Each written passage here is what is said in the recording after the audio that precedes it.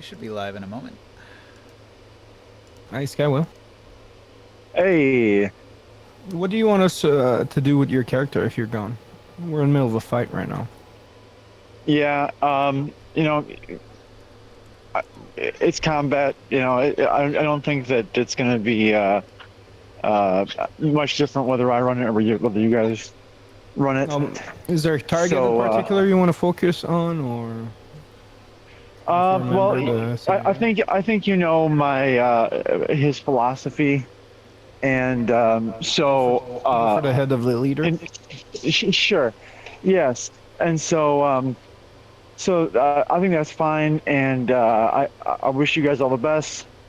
Um, I hope to be back within maybe like I don't know an hour or so. Okay. I'm gonna work on it, Fair enough. but yeah, good luck. Have fun out there. Have fun at the Thanks. party. All right, bye. Yep. Bye bye. Needs to tell his family to double time it in that part. Crack the whip. Nah. It's summertime. It's nice outside today. Yeah, it is. I was just outside doing some gardening before the sunset. Yeah, my tomatoes are doing great. My cherry tomatoes, I've started eating some. Some are ready to have. So I've got one really big beefsteak tomato that's still green, Mm-hmm. and then I've got a big cherry tomato plant, and all the cherry tomatoes are green also. And my neighbor ran it over with his lawnmower, and I was really pissed oh off. man, that's dumb. But it survived, and I've sort of like rehabilitated it and pushed it out of the way so it won't get run over again. But I got a gazillion I'm waiting for. I'm gonna be eating cherry tomatoes for 2 weeks in a row. yeah, They're sweet too. I tried one earlier. They're really sweet. I think we're it's Morg's turn all right. and ringside. Tara. Oh no, I think it might be ringside. He didn't make his action because it was this turn. And I remember his air elemental has aced. And he hasn't moved or done anything else since the first round. All right.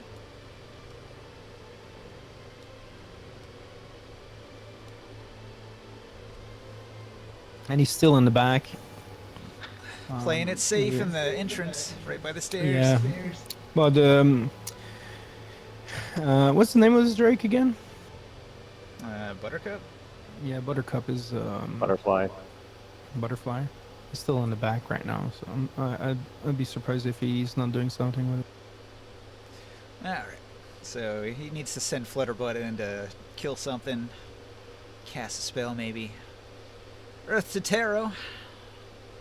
What does Ring Sight do? Terror. He's muted. Well, that's problematic. Well, until he responds, let me do a quick recap. So, last week, the adventurers were successful in their political machinations in order to choose a leader for the city of Rom. The new king, Erdenmore, was going to be crowned by the High Templar Kazakh Ulram, the former High Templar of Abalak Ra, the Sorcerer Queen of Rom. He played friendly up until the 11th hour, at which point he betrayed everybody in a terrible double cross. During the coronation, he begins casting the ritual to transform himself into a Sorcerer King. And his body is going through horrible mutations rapidly. Each turn he doubles or triples in size. His body growing more scaly and hardened. His exhalation becoming sandy and flames shooting out of his mouth and his nose. And his eyes are glowing and a red flame is erupting from his body. The ritual that he's casting is a terrible defiler magic with a huge range. It extends outward, affecting everybody in the arena of Rom, All of the good people that came to see the coronation are being ripped apart by the dark energy of his spell. Every turn, randomly, you lose an ability score. 1 point is drained away and given to Kazakh Olram. Grimorn lost 3 charisma and 1 dex. Orin lost 2 dex, 1 charisma and 1 con. Ringsight lost 1 strength, 1 charisma, 1 con, and 1 dex. Morg lost 1 charisma, 1 con, and 2 dex. So everybody has lost 4 ability points, and 4 turns have passed. Yeah, we gotta stop that that ceremony. Interrupt. I saved one of them. These, I don't think there's any save.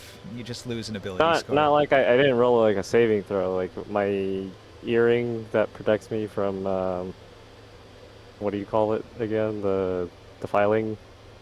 It protected me and then exploded. Yeah. From the first one, the charisma? Yeah. Alright, I'll just scratch that one out. So you said I lost 2 of what? 1 charisma... No, sorry. 1 con and 2 dex. 1 con and 2 dex. So your AC is a little worse, and your hit points might have gone down.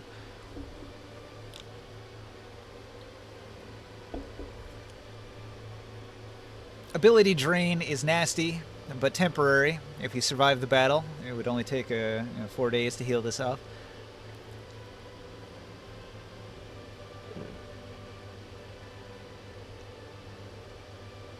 However, up in the arena, people that have low ability scores are dropping. So anybody that was like a cripple, like maybe he only had 3 dexterity and he rolled dex on every turn, that person would die.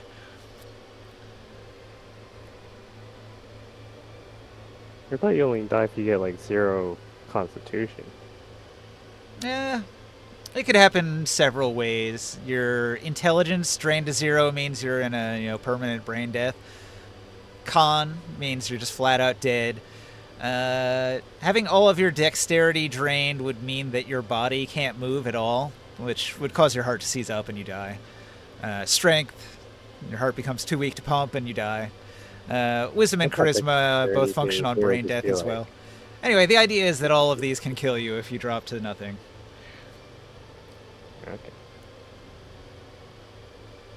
So everybody's feeling the hurt, and some people in the arena have already died. So time is of the essence. You have mere moments before what amounts to the end of the world or the beginning of a terrible new one.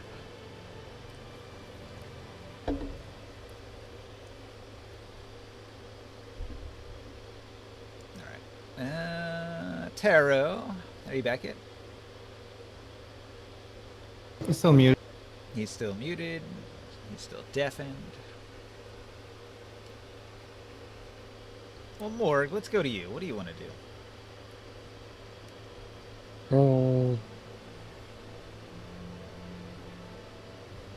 Let's see. Hold on, let me turn off my screen.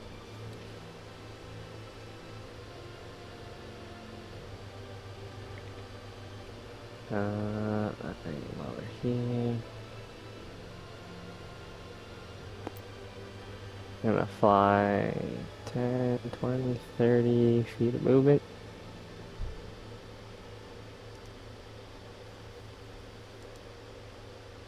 Actually, I'm going to shoot a light beam at Kazakh and the sphere. Alright. My spells.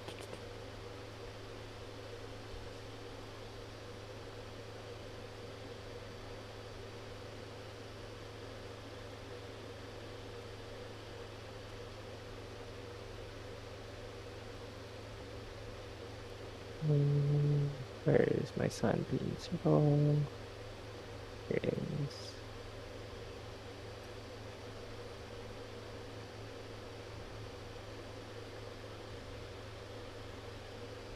These are all 5-foot squares, right? Yeah.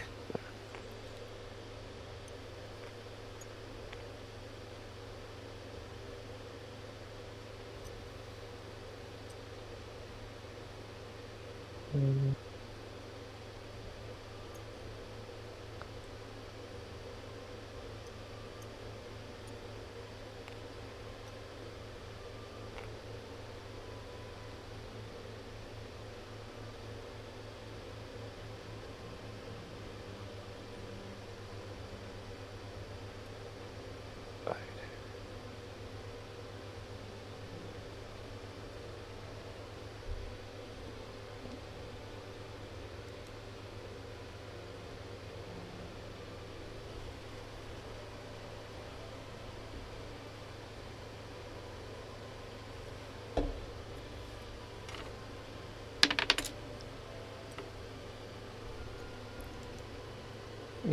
I'm That's going a to big shoot the circle. 60 feet. Right? It's 10 squares. No, 60, 12 squares. Yeah. All right. So lightning bolt, blam, deck save. It's Constitution saving throw DC 24. Constitution. All right. Yeah, Sunbeam. He gets a 32. Okay, he takes half of 68 plus 3 damage. Now Kazakh already has 100 damage on him, but he doesn't look bloodied yet. He takes half of 29, so 14. Yep. All right, your lightning bolt cuts through him, causing his body to tense up. Sunbeam. Sunbeam, Does yeah. the Sunbeam do any damage to the orb? The sunbeam does Obsidian not orb? damage the orb.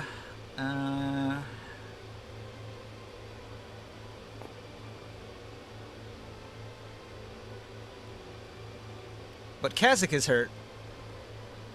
Okay. We need big bang bang damage.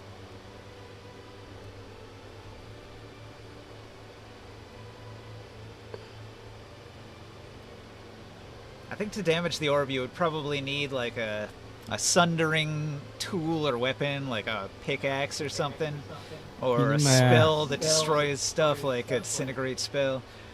Yeah, you need my sword.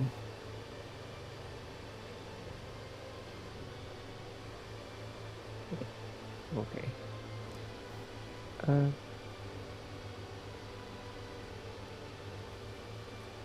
Maybe Sunbeam is not the answer then.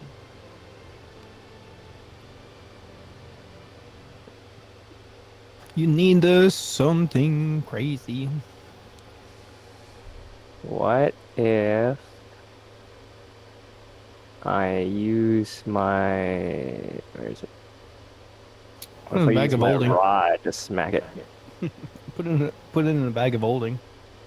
My rod automatically sunders a target and does 48 thunder damage and counts as sundering to reduce armor by 2 or damage weapons by 1.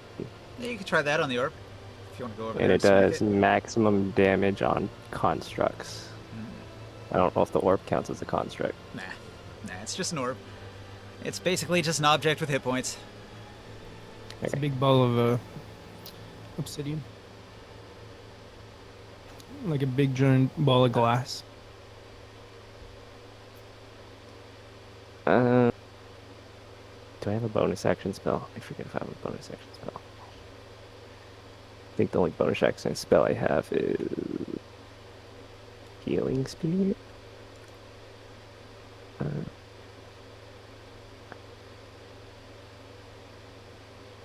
Either that or the Draconic thing. Is anyone hurt? Ringsight's Elemental just ran over there to heal. What are all these blue lines? What's this one? Is this like a wall of force? It was gonna be. It was canceled. Oh, the many magical The tattoo double battles. double counter spell. Counterspell to counterspell. That would have been really bad if he did get his wall of force up. You'd be hard pressed to deal with him before he finished his ritual. Oh, frick. Is My your turn was next, wasn't it? Yeah, we went to Morg, and we're gonna go back to you, and then we're gonna go past Morg to the Red Veils. Is your turn done, Morg? Yeah, I'm just gonna finish the rest of my movement by hanging in the corner where the orb is in the air. Okay, so we go back a step. Ring sight. What do you and Butterfly do? Hmm. Well, I can't seize the thing. I tried that. Yeah, the orbs have been mortared into the wall, and it would take tremendous strength to pull it out. And tremendous strength isn't really my forte, so what's back in the main room? Alright, so you are standing at the bottom of the stairs. There's a hallway. To the left is a sacrifice room. To the right is a small entrance room with a cot, like maybe a guard chamber. Straight ahead goes into the main room where the artifact of flame is being held on an altar. The whole room is on fire. There's dead bodies everywhere. There's cultists burning. Orin is hiding in the middle behind the altar. Grimorn has continued on past the altar to face off against Kazik. If you hook a left or a right, there are side passages that run down towards where the battle is happening as well. And those passages are not on fire if you would like to go one of those two directions. There's just this one orb, right? Now, Kazik has two orbs. They're set equal distance apart behind him, set into the wall. Each one is enormous, like the size of a barrel, like 4 feet in diameter, maybe. Hmm.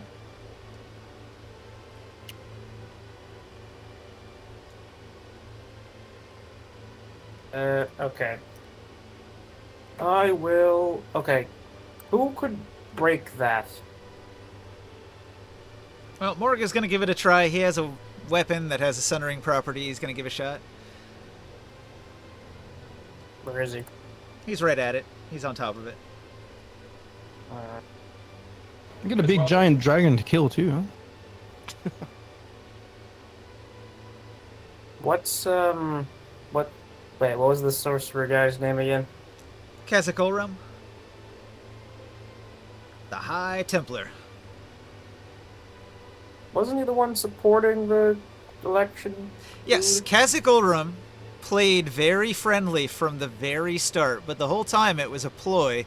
He just wanted to get anybody elected king so that during the coronation he could cast this ritual and siphon everybody's life force away.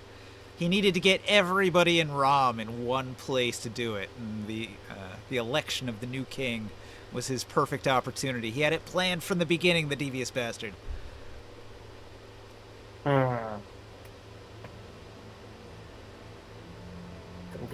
Thinking. Frickin' stop this. I don't suppose protection from good and evil would save my spirit. Nope. Nope, this is a super high level defiler magic. There is almost no defense against it. The only way to stop it is to kill him to prevent him from completing his ritual. How many people are in the room, the big metal room? 2, 3, 4, 5, 6, 7, 8, 9. 2 of them are your allies, the rest are cultists. I'm gonna be honest, guys, there's a bit of a limit of what I can do here. I mean, you could always just say I pass, but that's not very useful. I mean, people Why would don't like you to do kill something. shit? We got My cultists. killing powers are rather limited regarding... I'm more of an assassin-type destroyer. Well, we got cultists. We Well- have a dragon to attack. You can see Okay. to your left there are 3 angry cultists with blood dripping off their daggers that Yeah. are looking your way with malice in their I guess you can't see their eyes because they're wearing veils, but they have malice, trust me, and they're coming your way in just a moment. And their aim is to kill you, and you can tell that right away without any insight check. It's like you have your air elemental over there, and you To have ace. clarify, are these like just regular stat block cultists? These are Red Veil cultists. They don't seem very powerful. Grimoren wiped out a bunch of them with his Firestorm spell in the central room. Okay, just checking. So these All are right, the minions. They're you could help mop them up if you don't feel confident fighting Kha'Zix yourself. And we All right, can't. that I can do. Okay, let me take over then. Also, Let's do a synaptic static on them.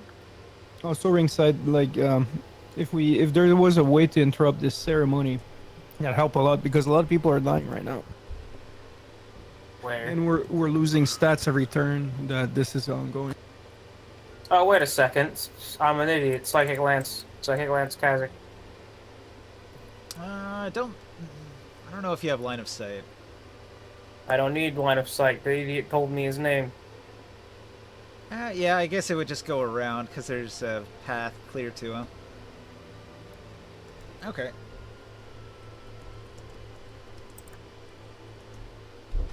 What kind of save is that? Intelligence. Alright. Your Psychic Lance blasts Kha'Zix Olram. He makes a save. What's the DC? Oh, well, it's 18 because my charisma went down.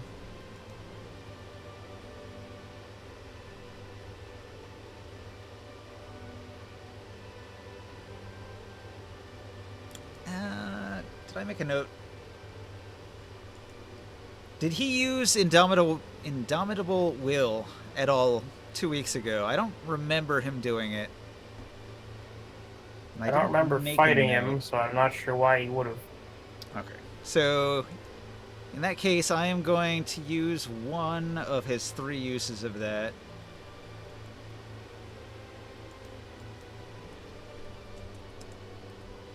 Okay, so he succeeds. He takes half damage. Alright.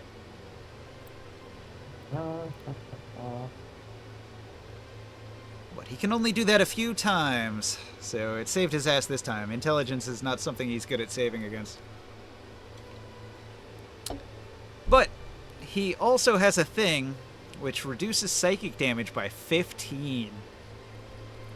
He took 1 damage. He took 1 damage. Oh, well, these things happen. Next. Where's my air elemental at? Your air elemental is standing right off to the side of Kha'Zix. He's been trying to pull this giant orb out of the wall, but it's really wedged in there with a bunch of cement or something, and it's difficult to rip free. It would take tremendous strength.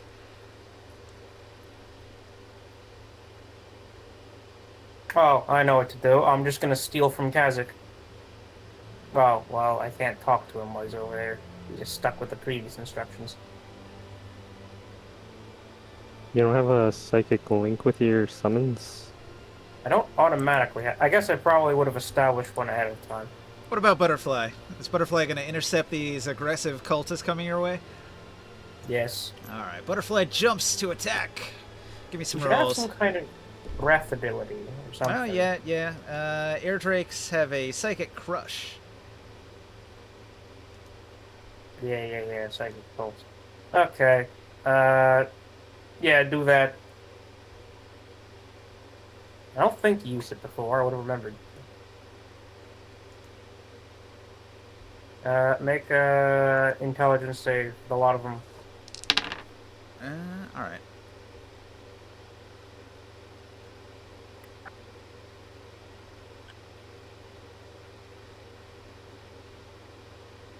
What's the DC 16?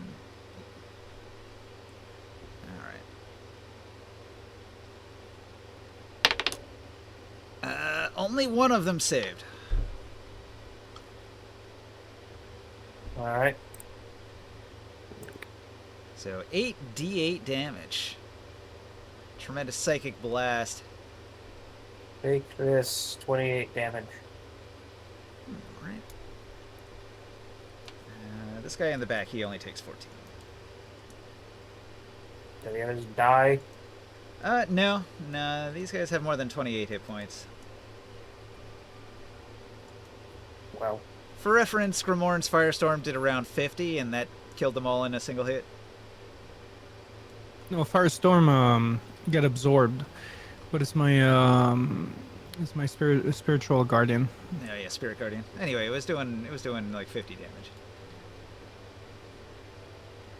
alright. End of turn.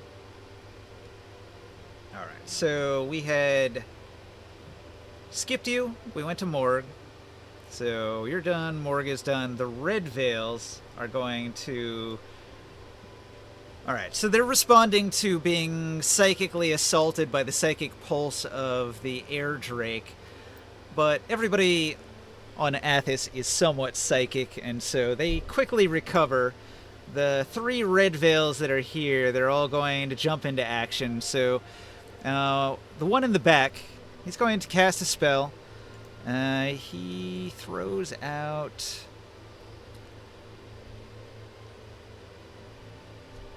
a pretty hefty barrage of magic missiles. Who? A butterfly.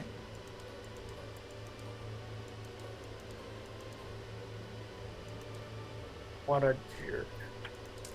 Alright, so Butterfly gets pelted with tiny missiles. The magic does 21 damage. Unavoidable 21 damage. Pop, pop, pop, pop. Oh, the ones who failed are stunned.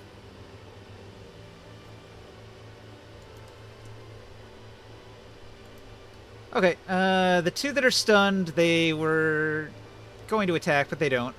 So only the one that made his save cast a spell. He upcast at 3 levels, so that was like 4th level magic missile. Yeah. I assume. Alright, 2 other Red Veils are going to come out into the hallway here, and they see the front of Butterfly, and they're both going to throw daggers. So, let's see, I've got a 26 with 1 dagger, and I've got a 22 with the other dagger. And Butterfly's AC is 20, so both of those daggers are going to hit. Butterfly's AC is 21, it says.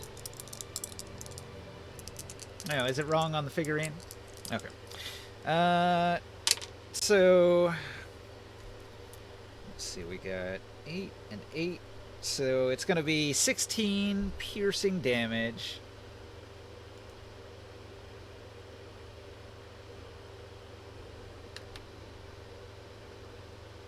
Putting it at 38 damage total. Okay, each of these daggers is poisoned, and Butterfly is not immune to poison, so give me some con saves. They're DC 16. We've got plus 10, so this should be easy. Now you frickin' jinxed me.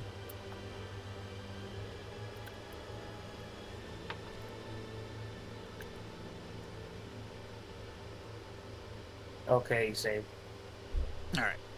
So You didn't jinx me after all.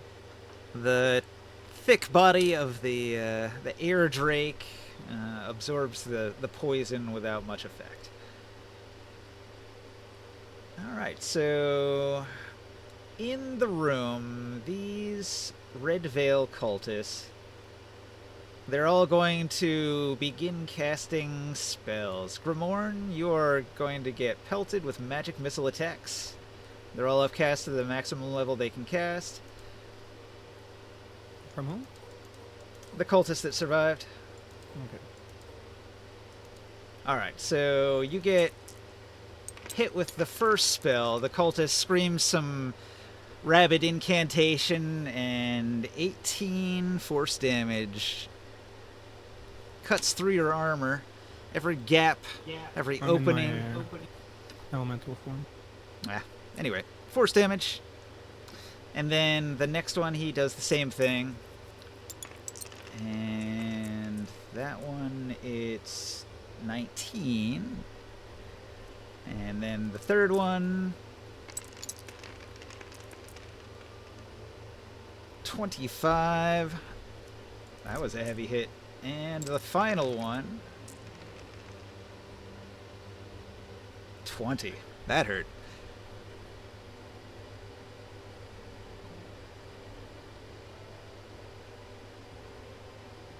What's that? 82 damage. I think it's 82, isn't it? Of this I'll take it off. I think it's 82. 17 plus 18 is 20. All right, No, so no. that was coming from a bunch of cultists.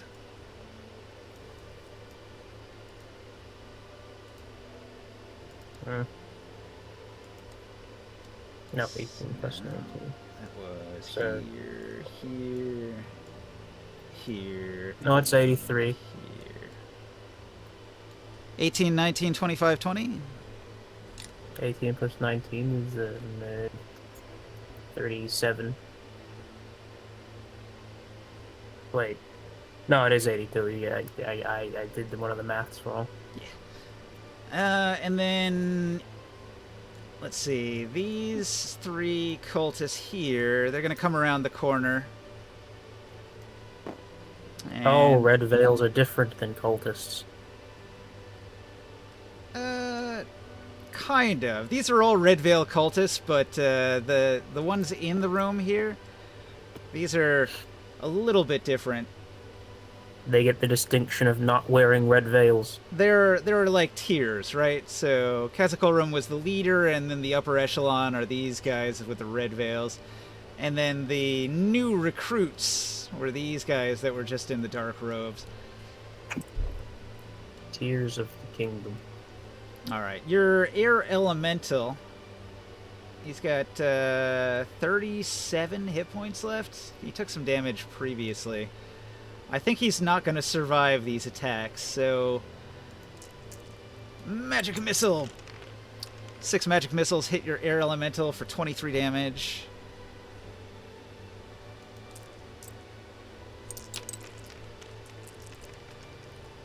And then again...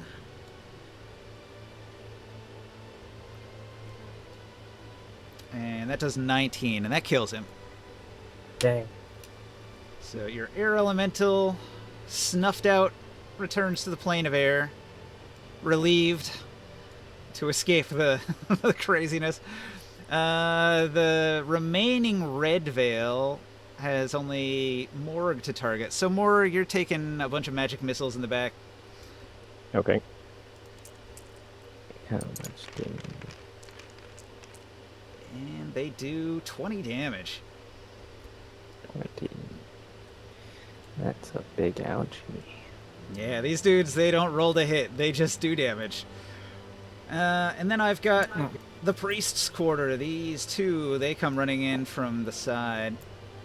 And they're doing the same thing. Did they step in my circle? Where's your circle? No, they did not. Okay. Another 22.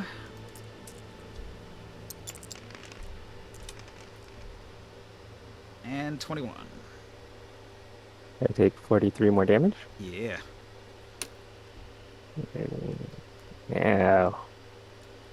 So all of these red veils, they are all defiler wizards, and they are casting very evil spells. And you can feel they're absorbing some of the ambient defiler magic from all the souls being sucked out of everybody, and they're channeling some of that excess energy into these boosted magic missile spells. So every little shot, every needle stab of magic is just infused with defiler magic, and it has a evil and oily feeling to it.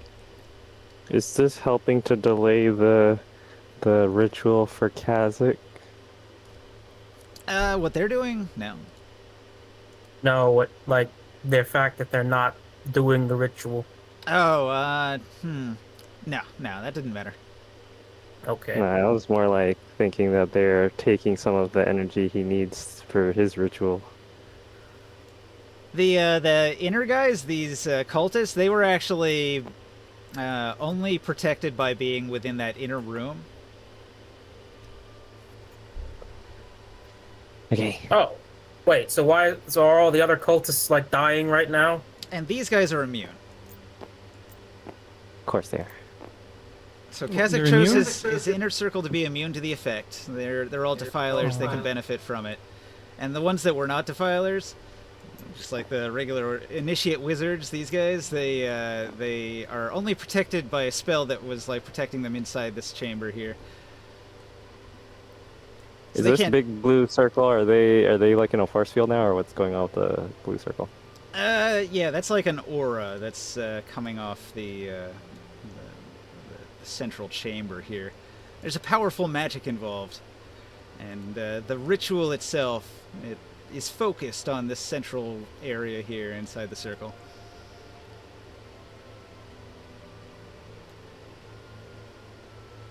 So there's like a pillar of red magical energy just shooting up out of the ground in that area. It doesn't do damage. It's just an effect. Alright, so that was Red Veils and Cultists, and we go back to the top with Grimorn. Okay. My cultists are about to have a very bad day, I see. Yes. I'm gonna walk here so these guys can absorb a little bit of the circle. What do you got? 3 of them in the range? Yeah, I'm gonna keep on moving too. I just want to make an action before I keep on moving. Your DC is pretty high too, right? Yeah. What was it, 27? Oh, to hit? Your DC on your 25. spell? 25? 25. And this is wisdom. Wisdom save. Yeah, they can't make it. They're all going to take full damage.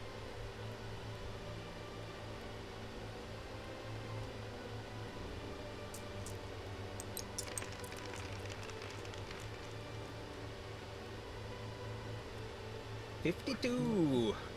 1 second. You gotta let me reroll check some of here. those? Yeah. Rerolling the 1, 2.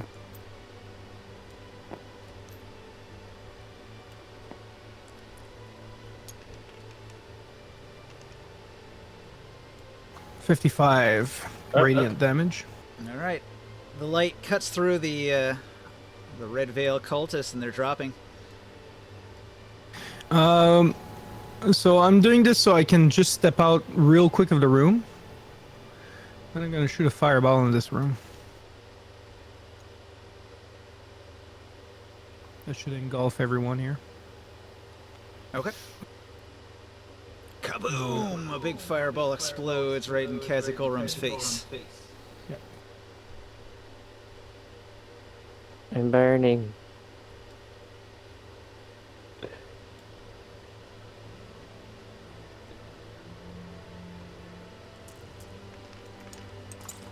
I'm gonna reroll 1 and 2s, and there's a +5 I did not have. Oh no, Kazakh, he's dead.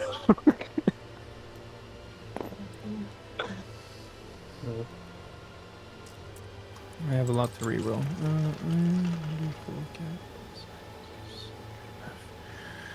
+9, +5, 14. So what? 47 fire damage if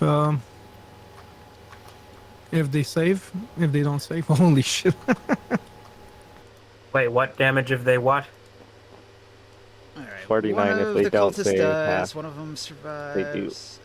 This one, he's got a few hit points left. 2 of them survive, and then Kazakh Ulrum. He's going to use another one of his indomitable wills to Saving. force the save. Okay, then I'm gonna walk back and I'm gonna engulf everybody in this room that hasn't been hit. So they're all going to be taking the 50. What was it? 55 radiant damage. All the other cultists in this room. Okay, so after the fireball, you step in to finish off the remaining 2 cultists. Oh no, not those ones. The ones in this room with the fire orb. Oh, those ones? Okay. So Yep. you step back into the central room. Yep. Alright, these were already critically wounded, so they're all gonna drop dead. They all can save, but it's 55 radiant. Right. They're not gonna survive it. They didn't have that many hit points. They have less than the cultists. Or the red veils. Yeah, let me check my movement here.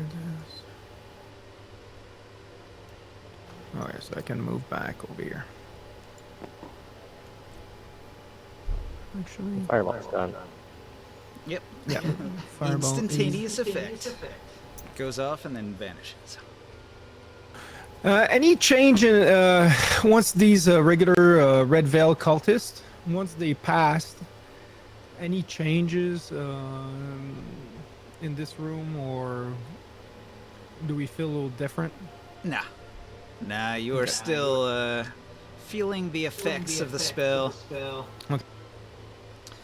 All right. What about this? The barrier or whatever might be surrounding the item, the artifact. Yeah, nothing happens with that.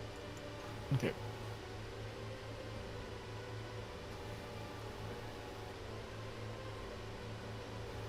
Sorry. All right. Will is going to. I brought a little bit of carnage in all this here. Will is going to sneak over here. Well, he was already stealthed, right? So he is just going to use a bunch of his movement, and then he's going to pop out, and he's going to make a sneak attack against Kazakorum. Roll perception, it's not good enough. And then Orin rolls to hit, and he's got advantage. I did not You roll guys well. were here the last time this happened. What happens when you kill a sorcerer king mid-transformation? We don't know yet. The last one died, but there's a magical item that we used that pretty much tore a hole through his entire body. So we don't have that spear with us, unfortunately. He was already a sorcerer king though, but he was ascending even more, I think. All right, so Orin Cyrillis draws out his Grey Forge Storm Dart, and he lines up his shot. He's aiming for Kazakh Orum's eye, and he throws his dart, and let's see, it's a +1 weapon, and his regular dart attack is +11, so it'd be +12, but his best roll was a 2 or a 5, which only makes that a 17, so it hits the eyebrow covered in dragon scale and ricochets off.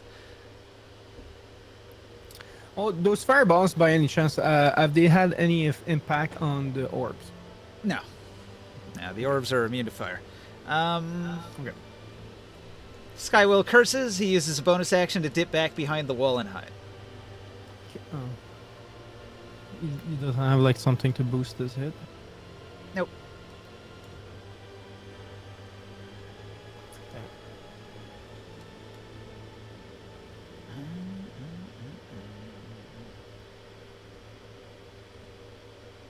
Okay, cult leader's dead. I'm just checking. Oops. Alright, so cult leader died, the dragon. On the dragon's turn, everybody is affected by the ritual. I'm rolling it.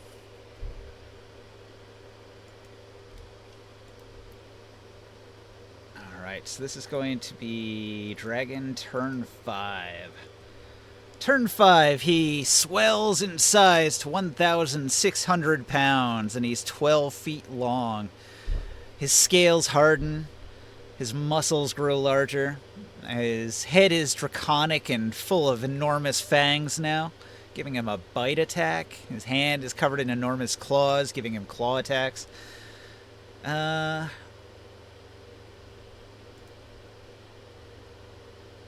the sneak attack fail?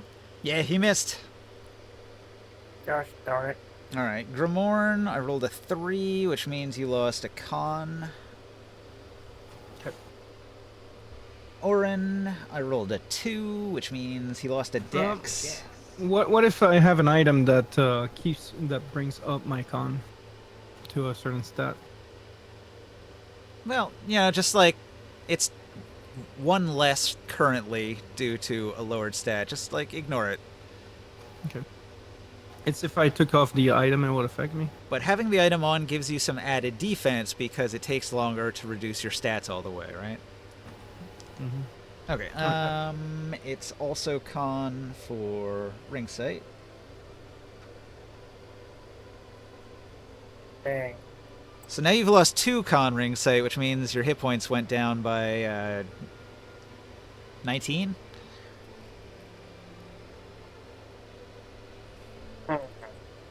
And Morg, I rolled a 4, which means you lost a point of int. Okay. And you feel dumber. Your memories are being stolen. Alright, Kazakh Ulram is feeling tremendous pain as his body transforms, but he's in a fight for his life. He goes into a berserker rage and does a relentless assault. He can do this for 1 minute per day. It gives him an additional attack and advantage on all melee attacks, and he cannot be knocked prone or disarmed during his relentless assault. So he makes 4 attacks against Morg. Oh boy. And he's currently got plus 16 to hit. Oh no.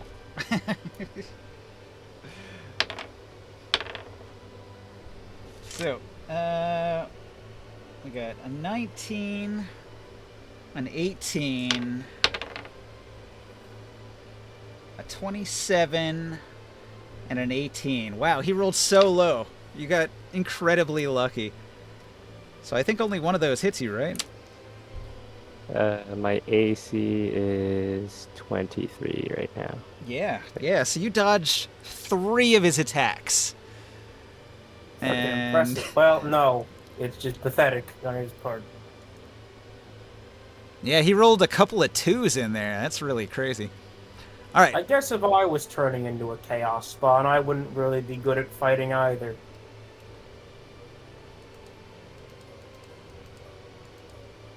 Right now my AC is 22. All right, he lands a bite attack for 40-12 plus 5 damage.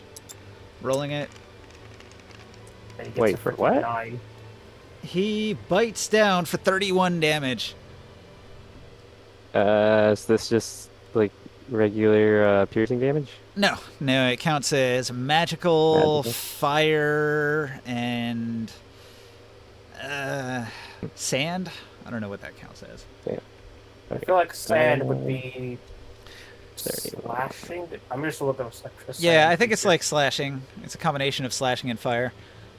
Because the breath weapon of a Dark Sun Dragon is a sand blast, a superheated sand blast of like molten glass. Hang on, where's the attack? I'm gonna get knocked out of my form soon. This is bad. And he only hit you 1 time out of 4. That Oh yeah, could have been dust pretty devils bad. exist. Yeah, I got Okay, hit by I a think it would shit ton of be beams. And magic missiles earlier. bludgeoning. That's dumb. Whatever. Do what you will. Okay, so that was his attack. He did 3 attacks plus his bonus attack, or his extra attack, like a hasted attack. And then he's still got a bonus action. He's going to use a sorcery point to quicken a spell that he can cast as a bonus action He during already the used same his turn. bonus action. No, he didn't. He used a standard action to attack 4 times.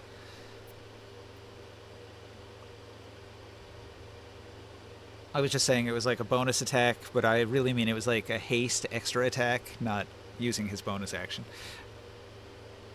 Okay, so as a spell, he is casting the Animate Dead. And Cult Leader and this Red Veil and this Red Veil all stand up as undead creatures.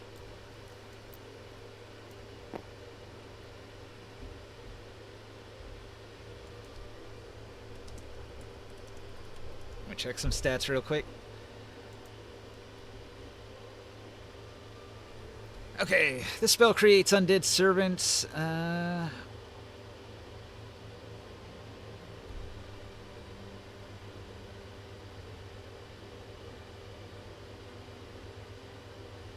Does it only create one? I thought it created 3. Oh, yeah. He upcasts it in order to assert control over additional targets. Alright, so he has to cast it as a 4th level spell.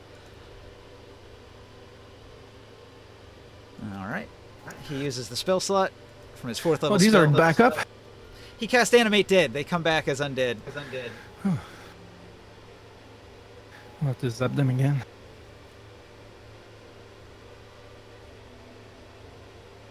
Oh, by the way, you had aced on your air elemental, huh? Ringside? On the tide? Now it's gone. Yeah, it's gone because he's dead. Wait. Your air elemental is dead. Yeah, I'm just checking. Okay, never mind. Alright, Morg, you're under attack from 3 zombies. Can they reach? I'm in the air. How high up? Into the ceiling is it 10 feet?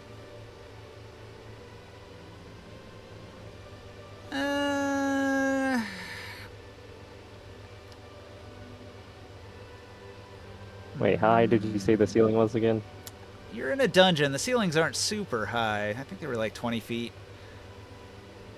Okay, and I'm a large creature, so yeah. I'll say the zombies have to climb over each other a little bit, so only a couple of them swing on you. Okay. Alright, so here's a couple zombie Teamwork. slam attacks. We got a 17 and a 17. Your armor class is 20, so neither of those slams is going to hit.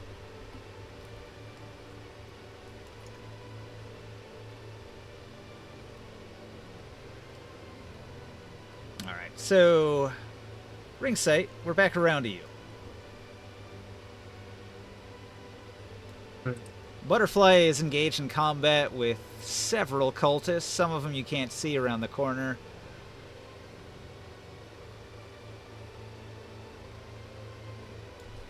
You know, since he seems to be getting stupider, I guess I'll just Psychic Lance him again.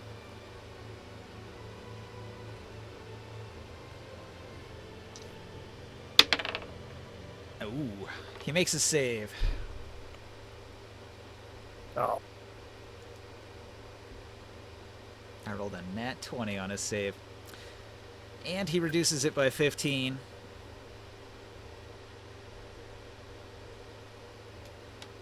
Well, let's see how much damage you can do. His mind is like a fortress, and your psychic attack seems to hit him to little 3. effect.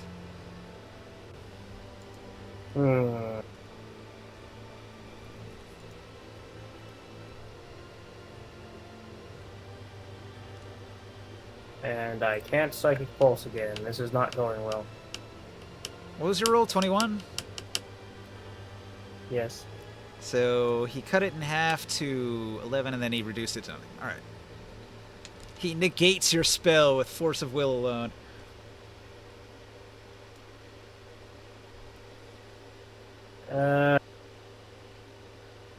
What's going on in the middle room?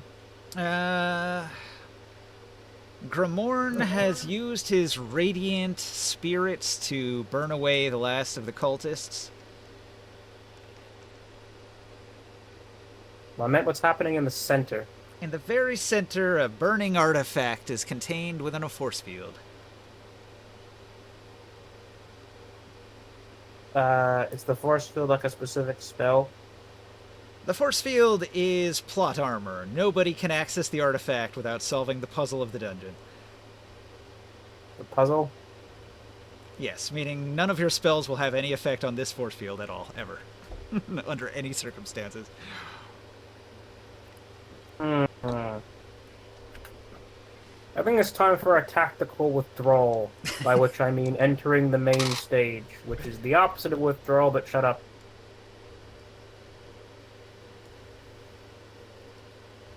Are you saying you So, want to walk into me- the room? Yeah, me and Butterfly. Yeah, I guess both of the people Butterfly is engaged with are stunned, so they're not going to get attacks of opportunity. So you go in the room and Butterfly follows. Is there anywhere to hide in this room? Yes, you duck behind the altar. That's where Orin was hidden a moment ago. Okay, I'll do that.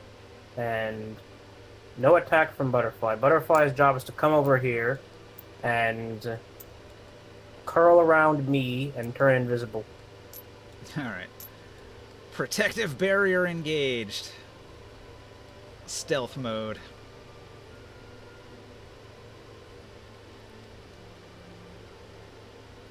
And that'll about do it. It's up to you, Grimorn. Complete the mission. Well, What? Morg is next. Morg, you are surrounded by enemies and low on health. What do you do? What did you do, ringside? Sorry. I'm currently hiding in the room where your spirits of death are burning anything that enters. Oh.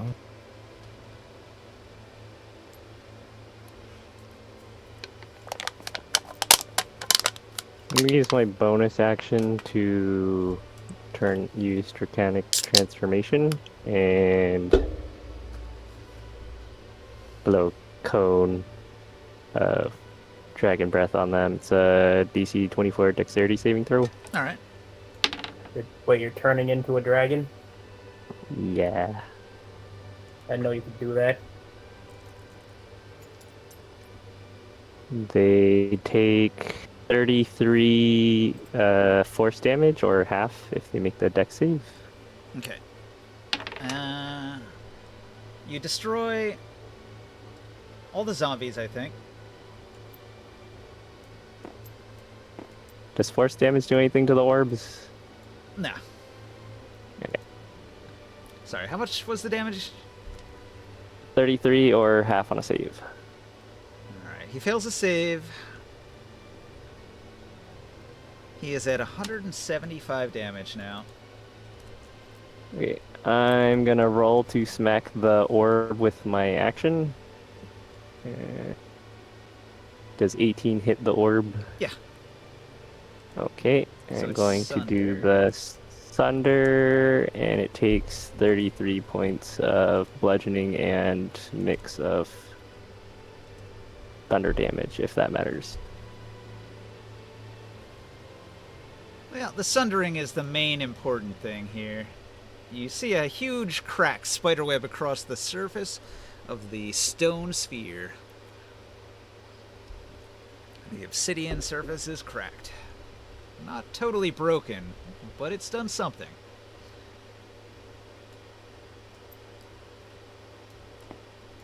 Can I just keep repeatedly sundering it? Next turn. Okay. Alright, the red veils. Haste would help me sunder it twice.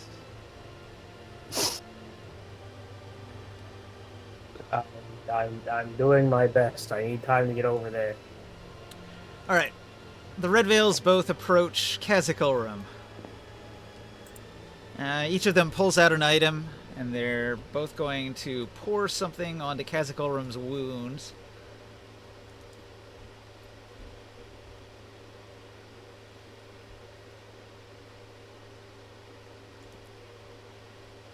One second.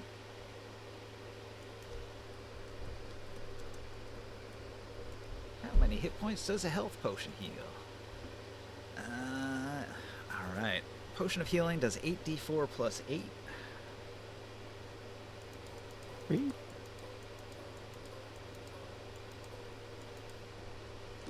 Alright, so the first red veil heals the master for 31. And the second red veil heals the master for 24. Holy crap. 55 hit points. They all have those. So he's down to 120 damage now.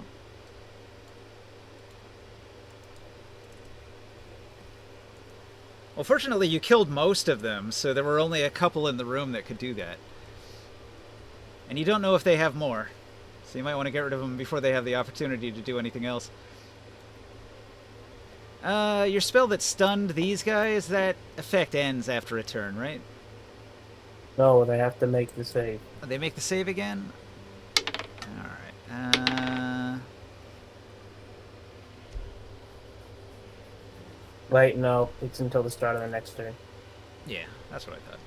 Okay, so recovering from your spell effect, the red veils go on the offensive.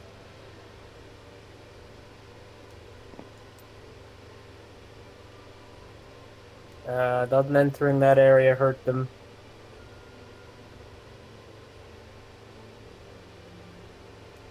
Nope. No? Nope. Alright. So the red veils were fighting Butterfly when Butterfly decided to run away suddenly. So they're going to run in here and they're going to roll a perception. The first one looks into the room and can't see Butterfly. The second one looks into the room and he rolls a 19. And he thinks something looks suspicious. Dang. He points. He seems to have spotted your foot sticking out. The third red veil nods his head and casts his spell.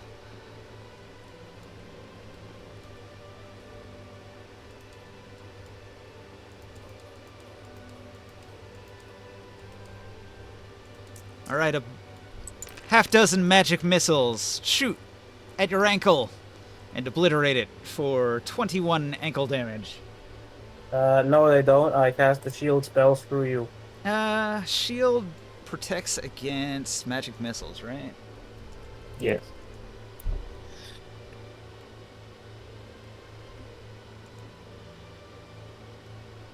Yep, and you take no damage from magic missiles. Alright. Nice. There's a hefty upcast magic missile spell. Good save. Nothing suspicious over here. Well, hey, your gambit did prevent two of them from attacking you that turn because they didn't spot you right away. These two. Ah! They just took damage. They just took damage, Ninja. They avoid it. They avoid it? Yeah. They flatten against the wall to avoid it. Oh. Also, your effect probably doesn't go through walls, does it? Oh, no. Well, I would have gone maybe through the door here. Yeah. So. They can avoid it. They got a little gap. They dash. They get close to the master. We'll save you, master! We have healing potions! They're running towards the master, drawing healing potions from their belts. That's not good. You're gonna want to stop that from happening. Okay, so that was the Red Veil cultists. Grimorn, it's your move. I'm gonna send a message to Ringside, and I'm gonna say, try to make me faster if you may, if you can afford it. I'll do what I can. Are these ones zombies? Now, all the zombies got obliterated by your spell. So yeah, these ones are going to be passing through my zone when I walk through. These are two other cultists that were in the room back here. They came from here. These cultists, all these in the room, plus the dragon, they'll have to do their save. Wisdom. Okay. They can't actually make that save, so just roll me some damage. The one that was already injured, he dies immediately. Okay. What spell are you casting? Spirit Guardian. Yeah, they're just 43 damage. 43. Not enough to kill them, but it hurts. Wait, where are you standing? They're going to be slowed. And the same with the dragon. Where's my character now? And the dragon might make his save. Let me see. Where did I put my character? Oh. He has one last indomitable will. I'm going to use it to cut the damage in half. Okay. That seems like a bad use of that ability. So he takes only 21 damage. He's going to be slowed though. I have. Oh, wait. What does that do? It slows and causes radiant damage. These doesn't want to be like, what's the word? This is the first time I've ever heard a boss use all of their legendary save thingies. Oh yeah, he's out. I mean, it's the one strategy that seems to be working, honestly. All right, is your turn done, Grimoire? Nope, no. I am slashing one of the orb with my incredibly slicey blade. All right. You can do both of those things. Yeah, his other spell was cast 3 turns ago or 2 turns Yeah, it's a ago. it's He a only has to concentration. walk. So just Oh, his you haven't movement. have you not taken damage this whole time? Yes, but not that much. Each hit. Didn't you take like 80 damage or something? I hit you with 4 level 6 magic missiles.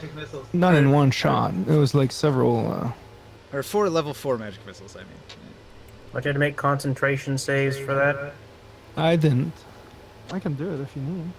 Oh, yeah. Anything I that's don't mean to be concentration a- would be fucked by that, so you might not even have a spell.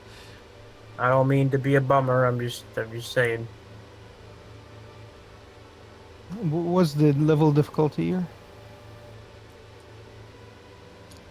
I think you just have to roll above a 10. Oh, well, I have it automatically. I have a plus 10 bonus on con. And I'm proficient. There you go. I rolled my saves for the magic missiles. I hit this. I do hit the sphere of obsidian with my magical sword Mm-hmm. for 17 damage. Oh, wow. Just enough. Okay, you destroy the sphere. Whoa, that thing was freaking fragile. It had 50 hit points.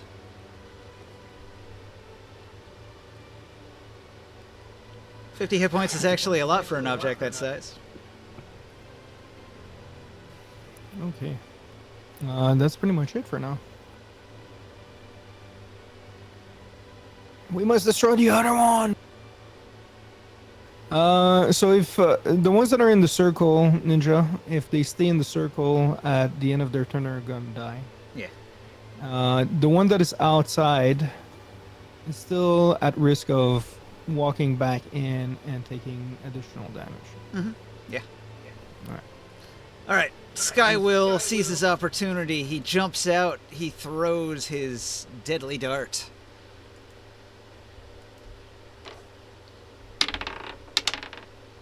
I roll with advantage. It's going to be 22 to hit. It does not hit. Let's see. He has...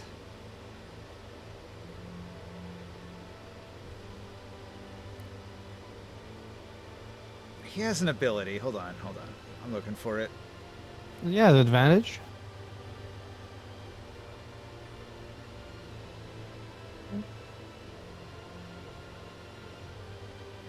Do something awesome.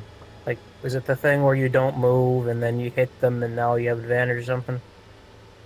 Well, he's stealth, so. I thought he had. I a feel thing like for I this. roughly know what you're referring to.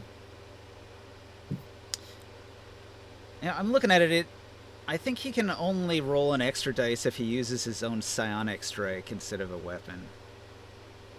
It says if you make an attack roll with your psychic blades and miss the target, you can roll 1 psionic energy die and add the number rolled to the attack roll. But he used a weapon instead of his psionic dagger.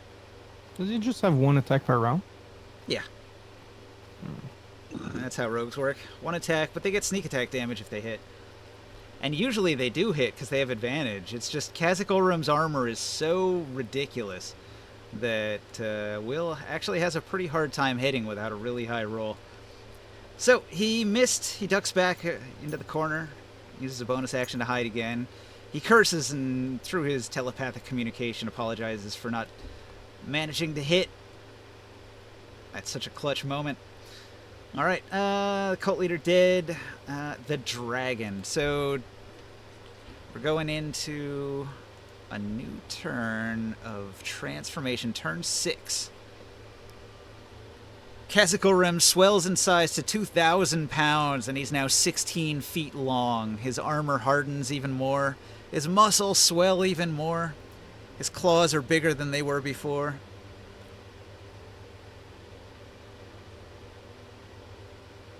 He gains the ability Magic Resistance, so he's going to get advantage on all his saves from here on in. Oh no.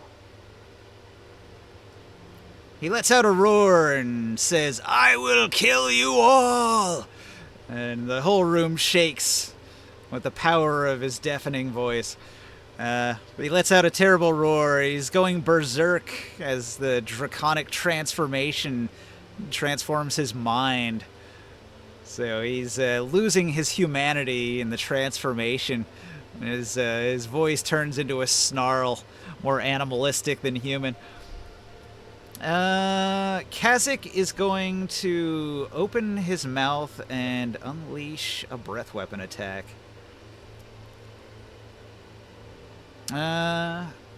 Morg and Grimorn, I need a DC 17 dexterity save. Let's see.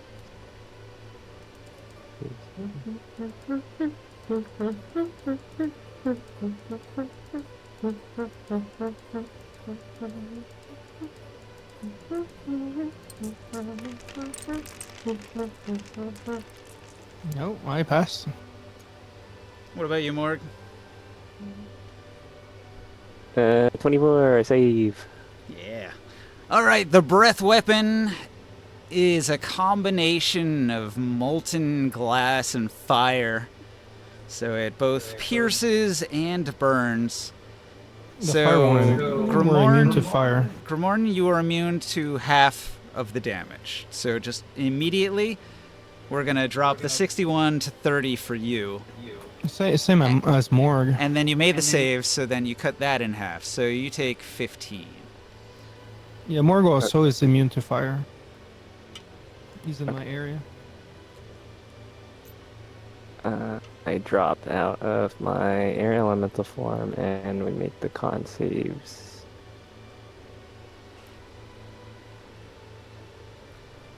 So with Grimorn negating fire damage for you, that dropped it to 30, and then you made your save, which dropped it to 15. Okay. So you actually didn't take too much damage from the Dragon Breath. A 16d6 Dragon Breath. It's slashing or piercing? Half of the damage is piercing, as you're So pierced by molten glass. we're both resistant to that. Mine is only for non-magical types. Oh, is it? Yep. Damage resistant, bludgeoning, piercing, and slashing from non-magical. Oh, you're right. Sorry about that. All of this counts as magic. Okay.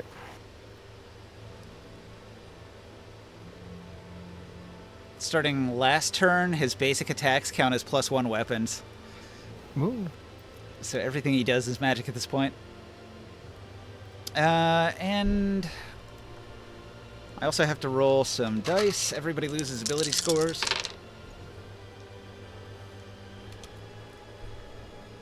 Alright, so Grimorn, I rolled a 4. That's int. So you get a little bit dumber. For Will, I rolled a 5. He loses a wisdom. Holy shit, I'm rolling a lot of 20s this game. The dragon stays in the circle. Hang on. I'm still doing his turn. Give me a moment. Oh, okay. Ringside, I rolled a 6, so he loses a charisma. That's bad for him. And Morg, I rolled a 2, so you lost a dex. -3 dex. Ouch. Where the...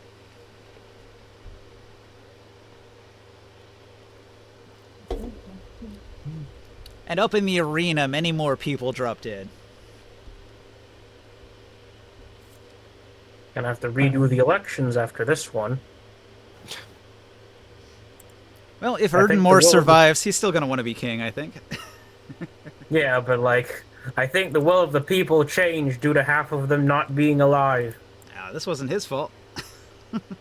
He was conned by a Kazikorim, just like you were. Everyone, this would have happened one way or another. Yeah, even if the other, if Marham had won and been crowned, then the ritual would have happened at that coronation instead. And I'd still call for a He's recount. he's not saying it. Yeah, he's not saying it's his fault. He's just saying he wants a recount for the vote because the population's completely different. Yeah, maybe. Well, it was not a vote from the people, anyways. True. Right. Yeah, this ain't no democracy. All right, so that It's like Game of was Thrones where they all laugh at Sam Tarley for suggesting a vote to the people. that was Kazakorum's action.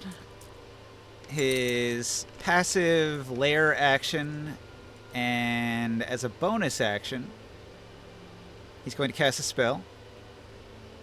Mm.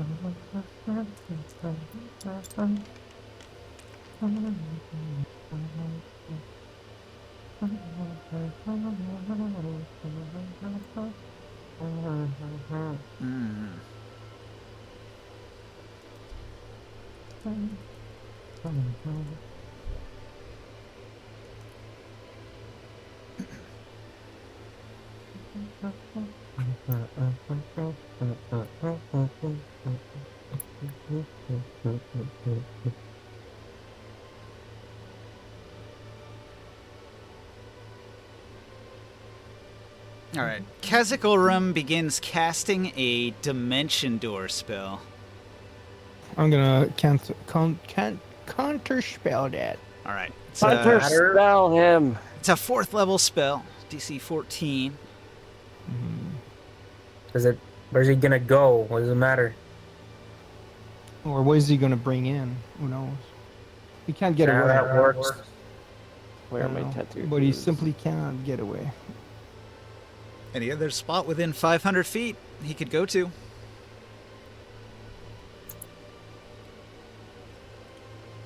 He just leaves to go murder someone else. He got bored. I also use the counter spell. 23. All right. You use your counter spell and prevent him from dimension dooring out of here. See, his goal is just to finish his transformation. If he can survive until he finishes his transformation, he wins. And so he just needs to get away from you and buy himself a little bit of time. You stop his escape. His turn's over. He takes. What is it? So it's going to be 46.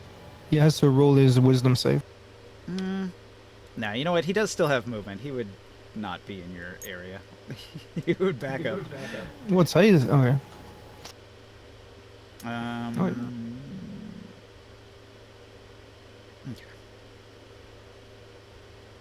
So that makes it Ringsight's turn. How far away is Kazakh from me? All right, you are ducked behind the altar. If you sidestep to here, 10.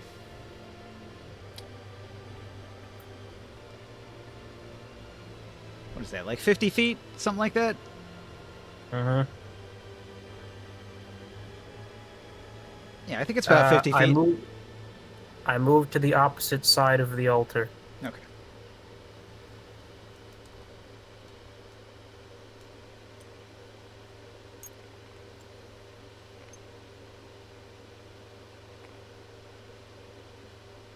Butterfly following? Yes. You're still being trailed by some cultists that have been shooting magical. Yeah, I know, but it's time that I. There comes a point when my hoarding behavior ends, and I decide that it's time to unleash ruin. Probably better if you went around this way so that you have line of sight. Yes. If you're aiming at Kazakh, he's there. Morg, did you attack the other orb earlier? I did. I smacked it with my sundering staff.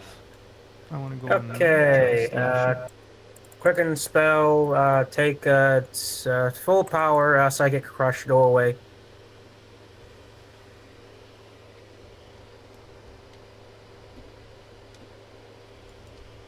Does have advantage now. Are you targeting Kazikorum? Yes. Hang on. Did one of my psychic powers do something? You try to overload the Oh, hang mind of on, one let me- creature you can see within range, filling its psyche with discordant emotions. He has to make an int save. Hold on, I'll use my ring of probability to make the DC go up by 2. All right.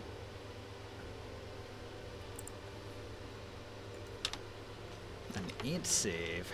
Well, he rolls with advantage because he has magic resistance, Mm-hmm. but he doesn't have a great int save. He gets a 20. Damn it.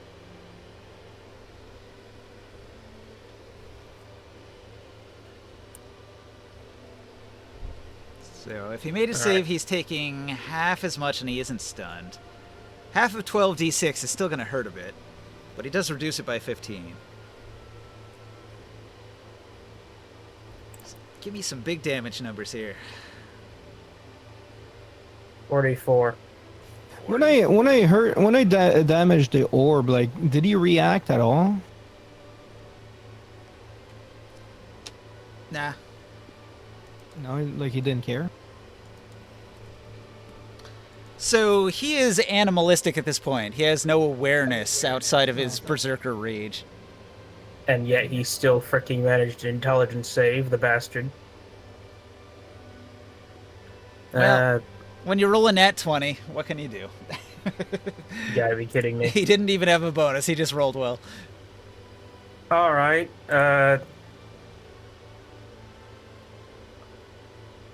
nope, that didn't work.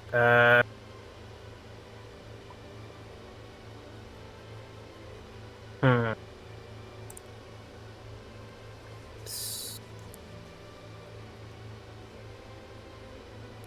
Thinking. His psychic defenses are too strong. He's nerfing all of your best attacks.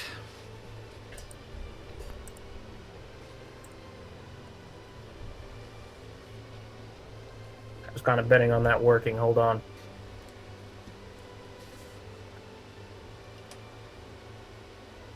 I gotta have something in here I can use to try to stop the bastard. Okay, well I quickened that spell, so let me... So you can cast a cantrip as a bonus action. At level 19, you've got some pretty strong cantrips.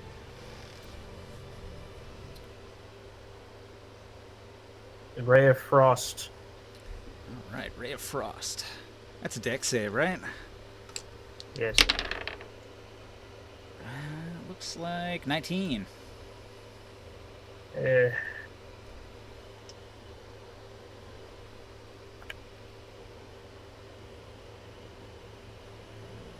$14 damage. Okay. Hmm.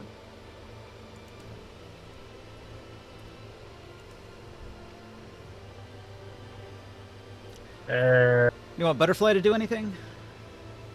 Yes.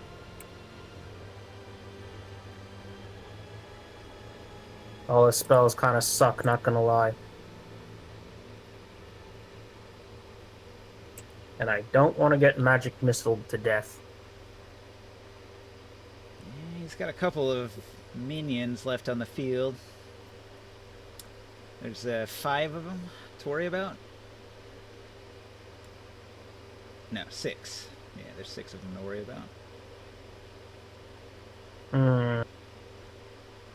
3 in the room with Kazik and 3 at the staircase to the entrance.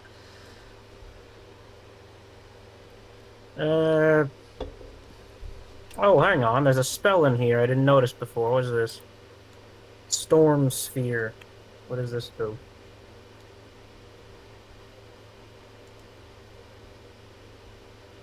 Okay, good. Butterflies out of the way.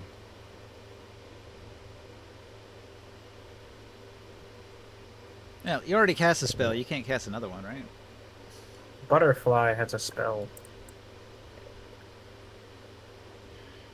Alright, I'm gonna take care of these guys in the back just because I don't want to frickin' deal with them. Butterfly, use Storm Sphere on those gits. Gotcha. All right. And he's still invisible, so... Well, I guess this is an attack. All Whatever. right. Calling on the power of air to gather a 20-foot radius sphere of whirling air. Make a strength each when it appeared. Make a strength save, all of them.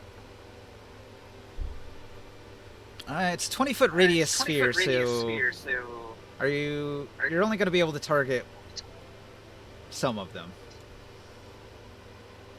Can he move? Oh, I was targeting the ones over in the back. Although, this is actually pretty good. Maybe I want to. Like you could just move to this corner and get all of them, no? All right, so Butterfly backs up towards the entrance and unleashes the Storm Sphere at these guys here. So 3 of them are caught in the blast. They're rolling a strength save. I've got an 8, a 17, and a 20. Alright, 2 of those succeed.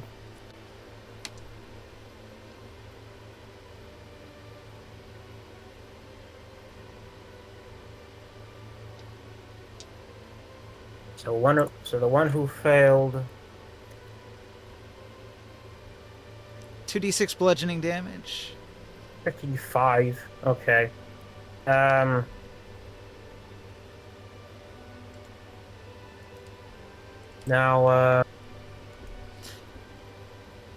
So it says you can use a bonus action on each of your turns to cause a bolt of lightning to leap from the center of the spear towards one creature you choose. So it has a second effect. You have advantage on the attack roll if the target is in the sphere, which it is. So roll an attack with advantage.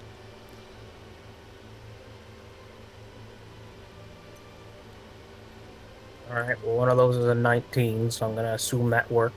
Alright, so the lightning bolt does 4d6 lightning damage to one of the creatures. Do you want to target the most injured one? Yep, Alright, give me some damage numbers. 21. 21. Alright, you kill the middle red veil.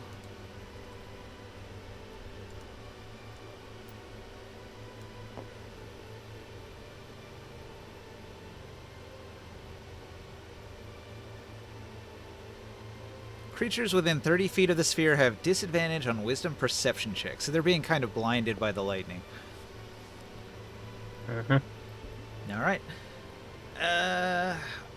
Morg, it's your move. I'm going to use my 8th level spell on Kazit. He's going to get hit with Feeble Mind. It's a DC 18 int saving throw. 12. That's not good. He fails. He's just going to fully devolve. Okay, he's taking not a lot of damage. He takes 10 psychic damage, but then he also has his intelligence and charisma scores become 1 for 30 days. Okay. You make him incredibly stupid. He can still recognize friends and foes, though. He can make the saving throw once a day.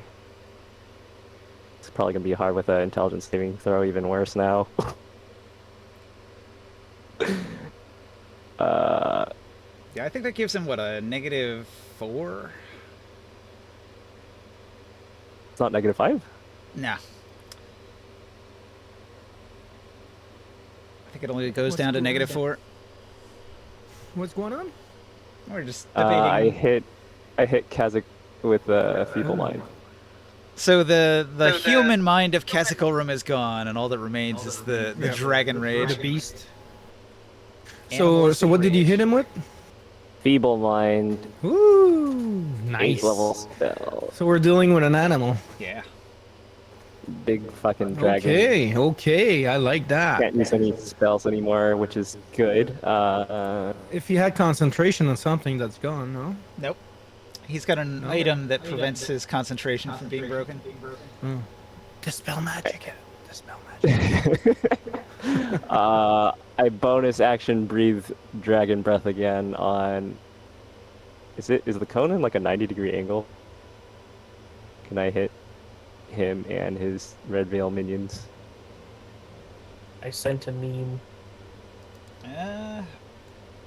Well, you could do it like that. I don't think you can hit them and them. You have to sort of pick a direction. Okay, yeah, let's do it there. There's a way for you to hit 2 of them, no?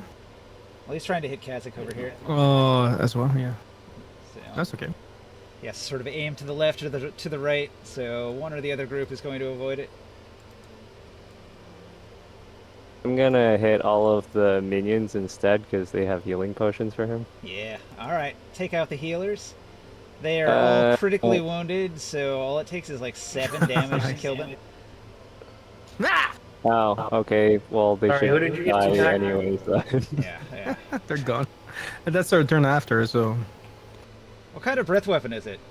Fire? It's force damage. Alright. Oh. You breathe force upon them. 68 plus 3 force damage. So, you blow up their eyeballs and they die. Yeah. Just a pressure wave. Yeah, their ear bleeds, their eyeballs explode. Oh, wait a second. I All don't of the think. I don't think Butterfly's been taking his random debuffs. Oh yeah, ability scores? I haven't been rolling for him. Are animals immune or something? Nah. Are these- Just assume that he's got like 5 ability score penalties that we don't know which ones they are yet. Is this circle thing trapping these guys, or is this the like damage instantaneous thing? It's the radius of what spell was it? It was Synaptic Static. It's 20-foot radius sphere, but it's instantaneous, so that's gone. Okay, I thought it was like a wind force field thingy that's like keeping them at bay or something. They have muddled thoughts for a minute, I think. I'm gonna try to run away from the dragon. I'm gonna take. How much movement speed do I have? Oh no! 40. Wait! No, I'm wrong. That's actually a storm sphere. So it's a blinding sphere of lightning that shoots lightning bolts at people. Also, deafening noise. So you can't really see clearly into that area, or you have disadvantage on perception checks to look at them. It's disadvantaged in checks made to listen. To listen? I thought it was brightness. No.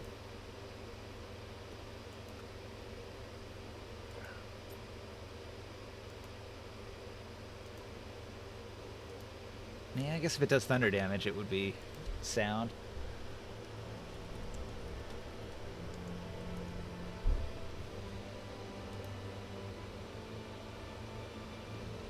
Yeah, you're right. It is perception checks made to listen, huh?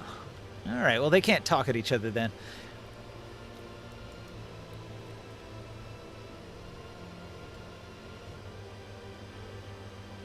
So what happened, Morg? You moved around the corner? Yeah, I hide from Kazik now that he's a raging stupid animal. Alright. I use my bonus, movement, and my action. So my turn is over. It's the Red Veil's turn. Alright.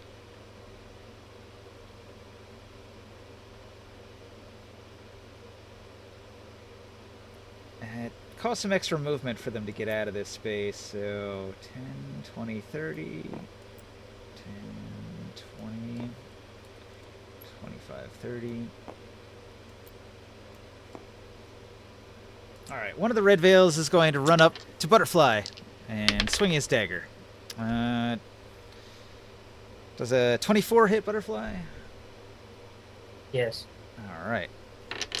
Butterfly is slashed with a tiny dagger for 4 damage, and then has to make a DC 16 Constitution save.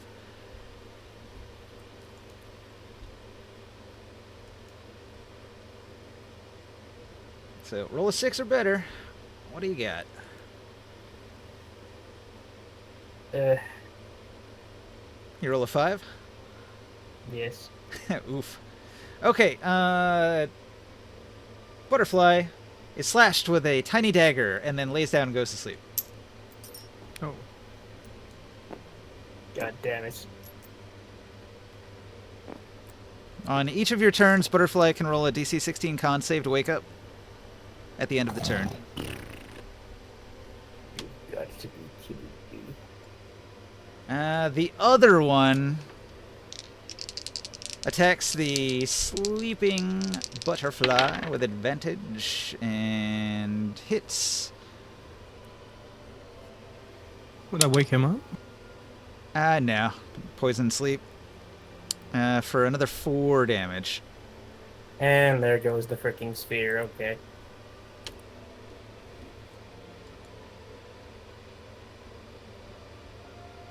At the very least, they're only shivving him very slowly. Yeah. Knocked unconscious with a terrible poison, and they're just sort of shivving viciously into the unconscious body of Butterfly to try to finish it off. Alright, so that's the raid veils that I had left, and we go back to Grimoire. Alright.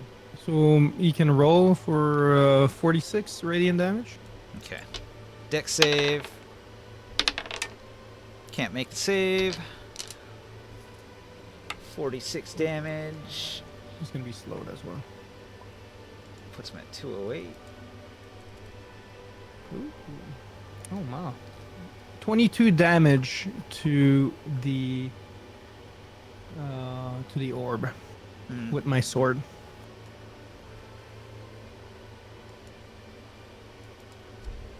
Hit it with a 26. Okay. You slash into it, causing a big gouge. Some flecks of the obsidian break away. That one took damage too, no? Earlier? This one has never taken damage. Okay. It requires a weapon that can sunder, like a super hard metal like your sword or a sundering weapon. Shit. I need aced! Aced! Pretty much immune to any kind of energy damage. I yell to ringside again. Make me faster! He totally ignored your last request for a haste spell. That's okay. That's it. Okay. Alright. Skywill. He takes a deep breath, steadies his hand, does the same thing he did the previous 2 turns. He pops out, rolls with advantage to hit. Oh god, I roll a 2 and a 3. Can I roll for him? No. This is what he gets for spending time with his family.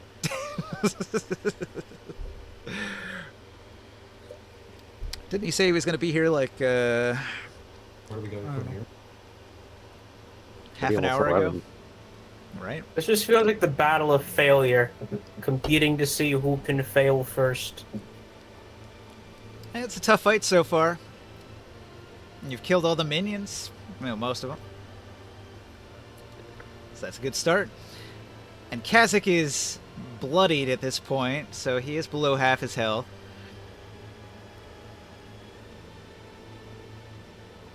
Okay, the dragon's turn.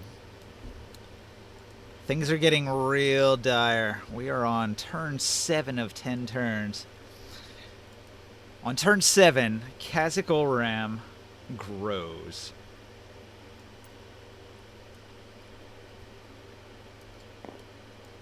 Pushing Gonna run out of bodies out of the freaking way. space in a second.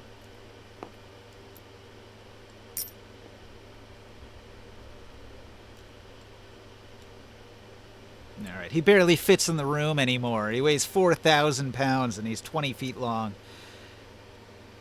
His armor hide hardens. His muscles intensify in strength. His breath weapon grows even more powerful. Everybody is affected by the ability drain. Grimorn, you lose a point of strength. Okay.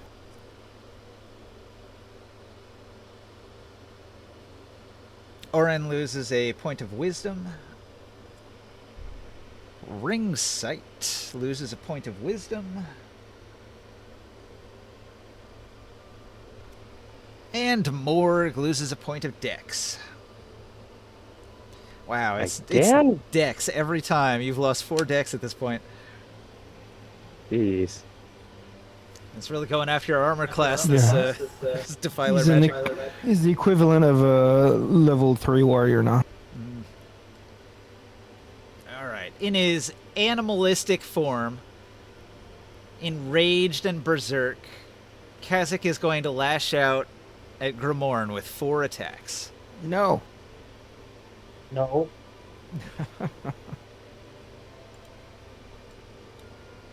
Go ahead. No. Go ahead. Do your worst. Don't say it like that. Alright. The dragon slashes with its left arm. A 30 to hit. Yes. Okay. Now, when he slashes, his claws What? do 2d10 plus 6. Oh, that's not actually that bad. 25 damage. Okay, I take it back. Alright. Then, he swings with his other arm. So, he gives you a left, and then he gives you a right. 24 does not hit, right? Nope. Alright, then, he tries to bite you.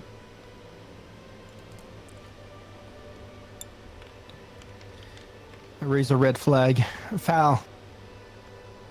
29 to hit. 29 AC. Alright, he matches your AC. He would have not hit me if I had aced.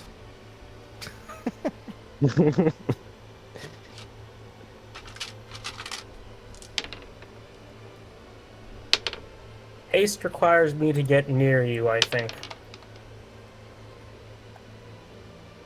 I don't know, but read the definition. I don't know if it's that or if there's a 60-foot. It's like a 30-foot.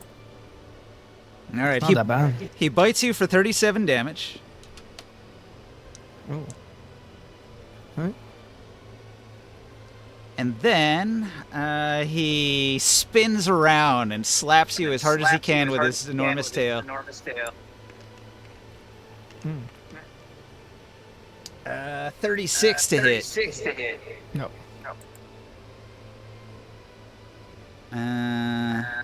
Tail slap. How much damage does a tail slap do? Ooh, alright. Somebody's mic is left on. Oh, Taro. I hear a double voice.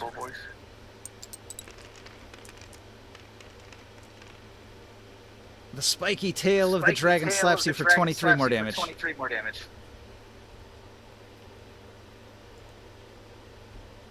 How alive are you, Grimorn?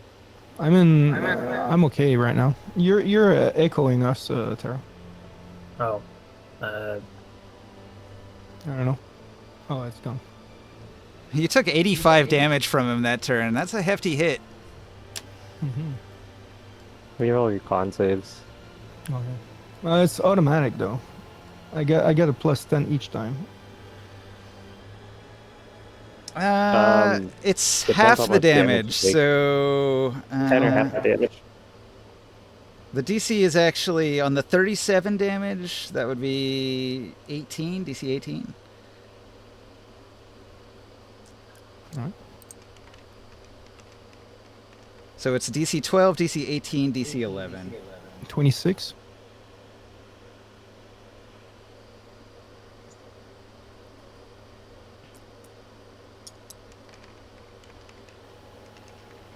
Mm-hmm.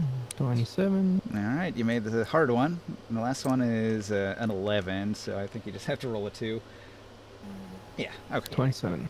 You make all of your concentration saves despite getting slashed, bit, and tail slapped by a huge dragon.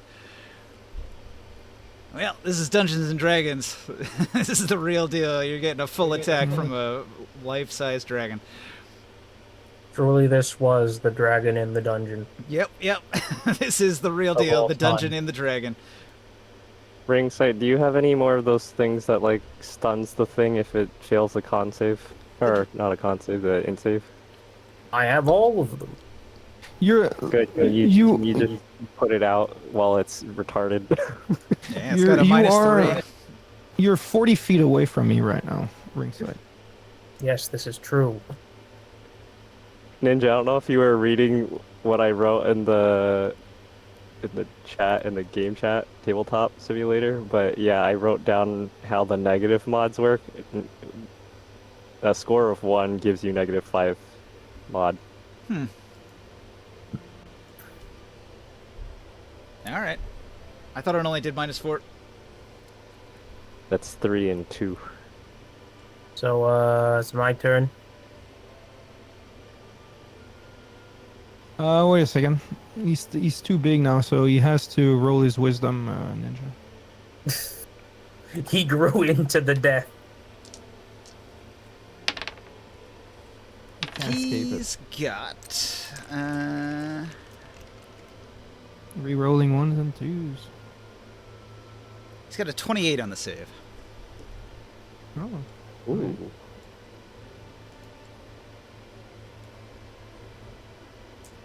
Hang on a second. Oh my god. 2 plus 4. Only 23. All right.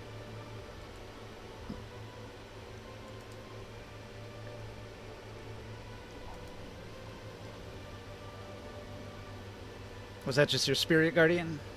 Yep. All right.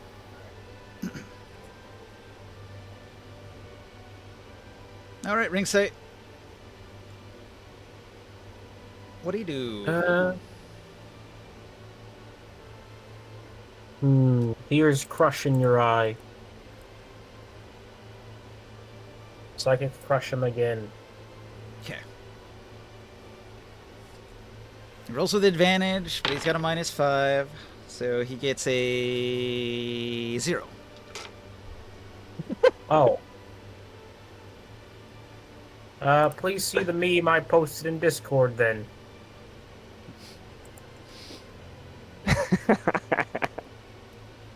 The tiny brain. Okay. My time to shine. Take 49 damage. 49 damage. All right, so Brain damage. we can pretty much... Well, he reduces that by 15. 34 brain damage. But he's still in really rough shape, and he's stun locked at this point. I don't think he can do anything. He's stuck for Not. a minute, right?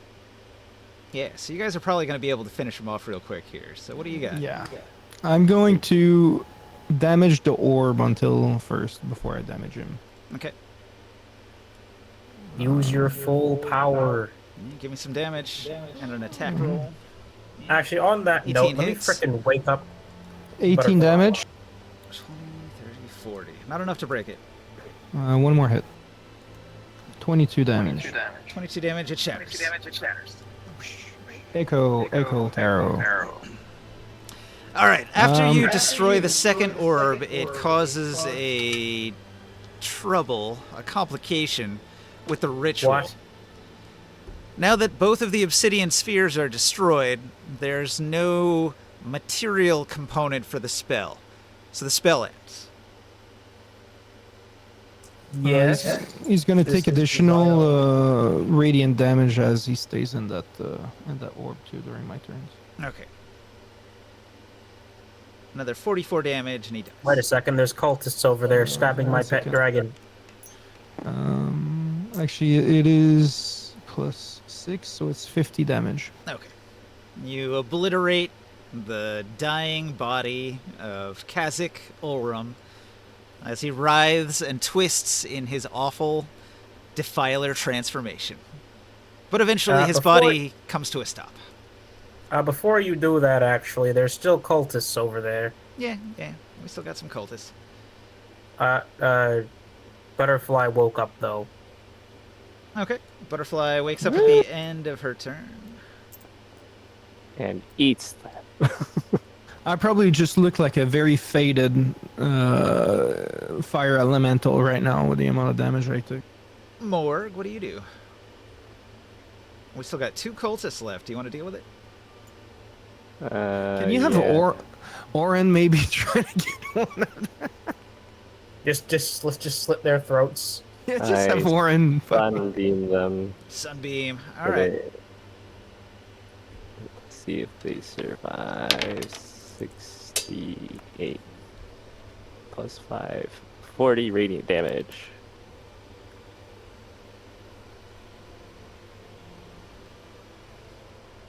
Or half if they succeeded. Damn it. I'm not sure if I'd call this a Persona 5 coup de grace. This is more just inflicting repeated doses of brain damage on someone. That's physical damage after that. What's the DC? DC 24 con.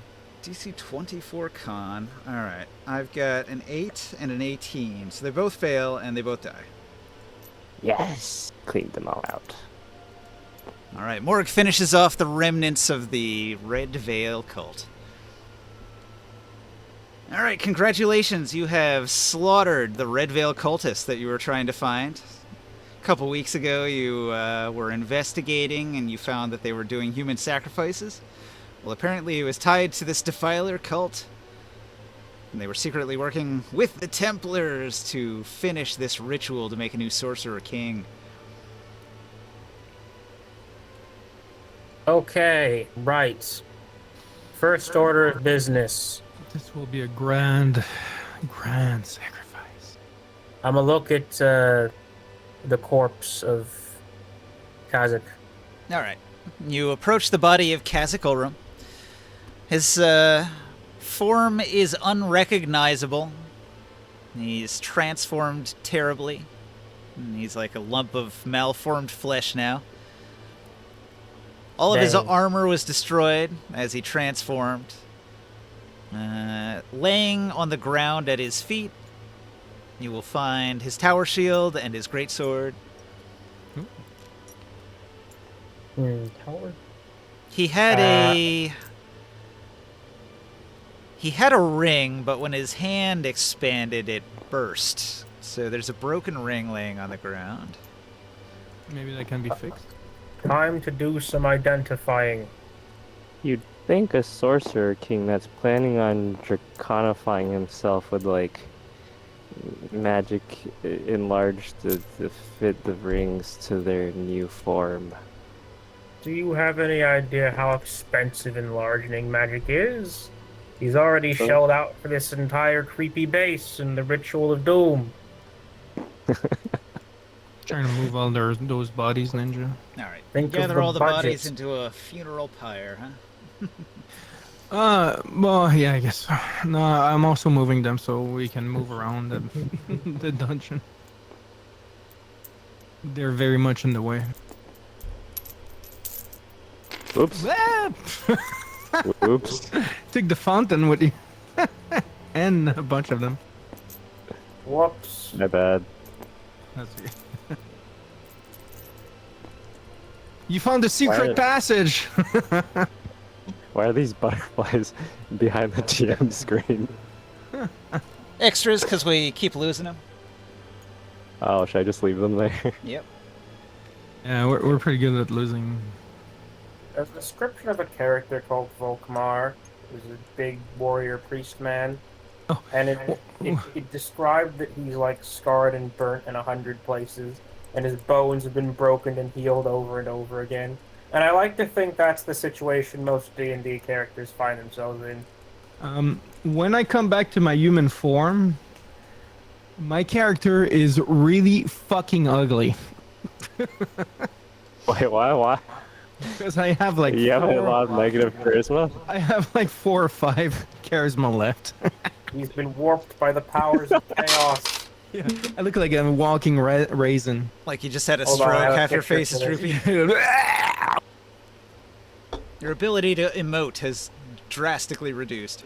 All right, so ringside, you find a suit of destroyed plate mail armor, an obsidian great blade, a tower shield, and a broken signet ring. Can I I was running identify on those. Okay, so Ring Sight gathers up the material around Kazakorum's body and begins casting Identify. It's going to take him 10 minutes on each one. Yeah. What does everybody else want to do while he begins casting that spell? I am defensively going over the item in the middle of the room.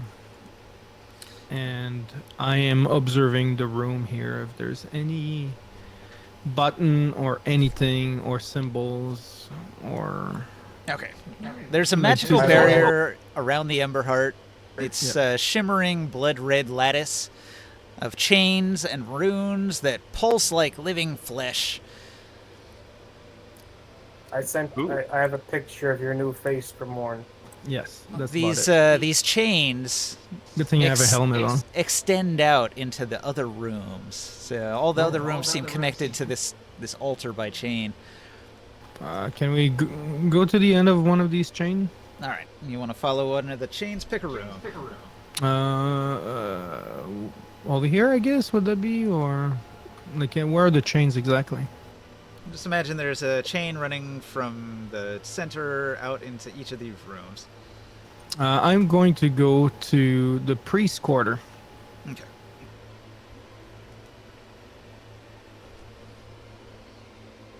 Okay, you travel down the hallway and you enter into a squarish room.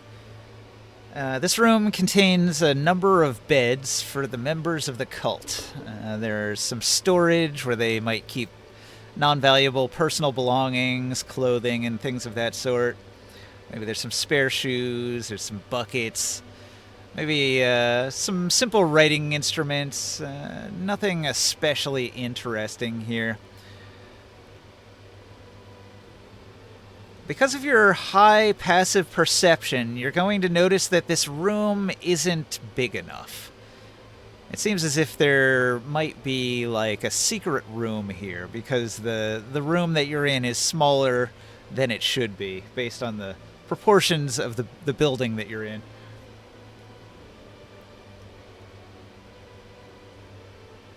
I'm back, by the way, if you want to tell me something. Ah, well, You missed it. Oh, can you? We need to liberate the item.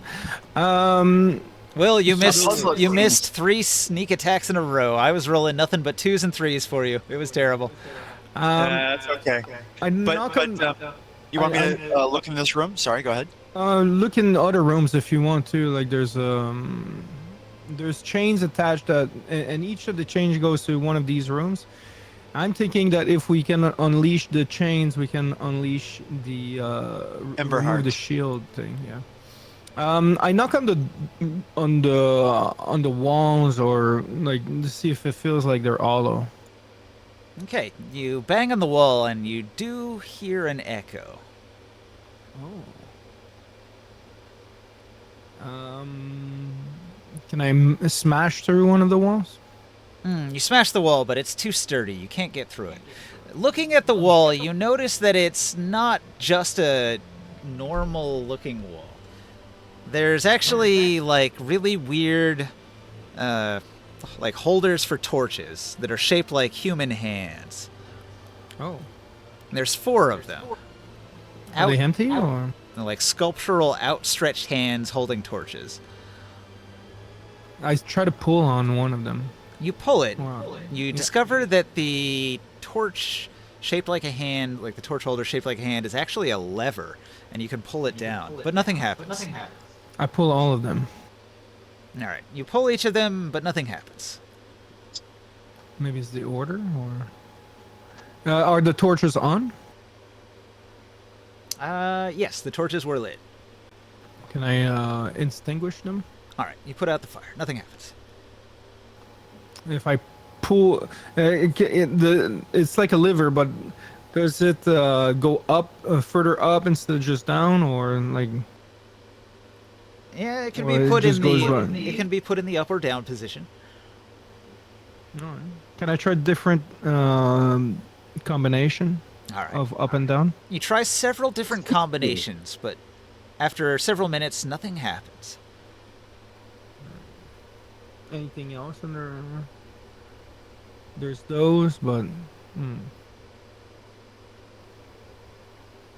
Do I hear anything when I activate them, like maybe behind the wall? If you look around carefully, you will notice that there are some blood stains under each of these levers. Oh. Blood stains. Maybe sacrifice of blood? Can I make a cut on my hand and put some of the blood as well on in the flame? Or when I activate them, have like a blood in my hand? Okay. You cut your hand and you pull the first lever. Mm-hmm. You hear a magical tone. Oh. I'll do the same with the other ones. Okay. You do the same thing with the next one, but nothing happens. Different combinations of this?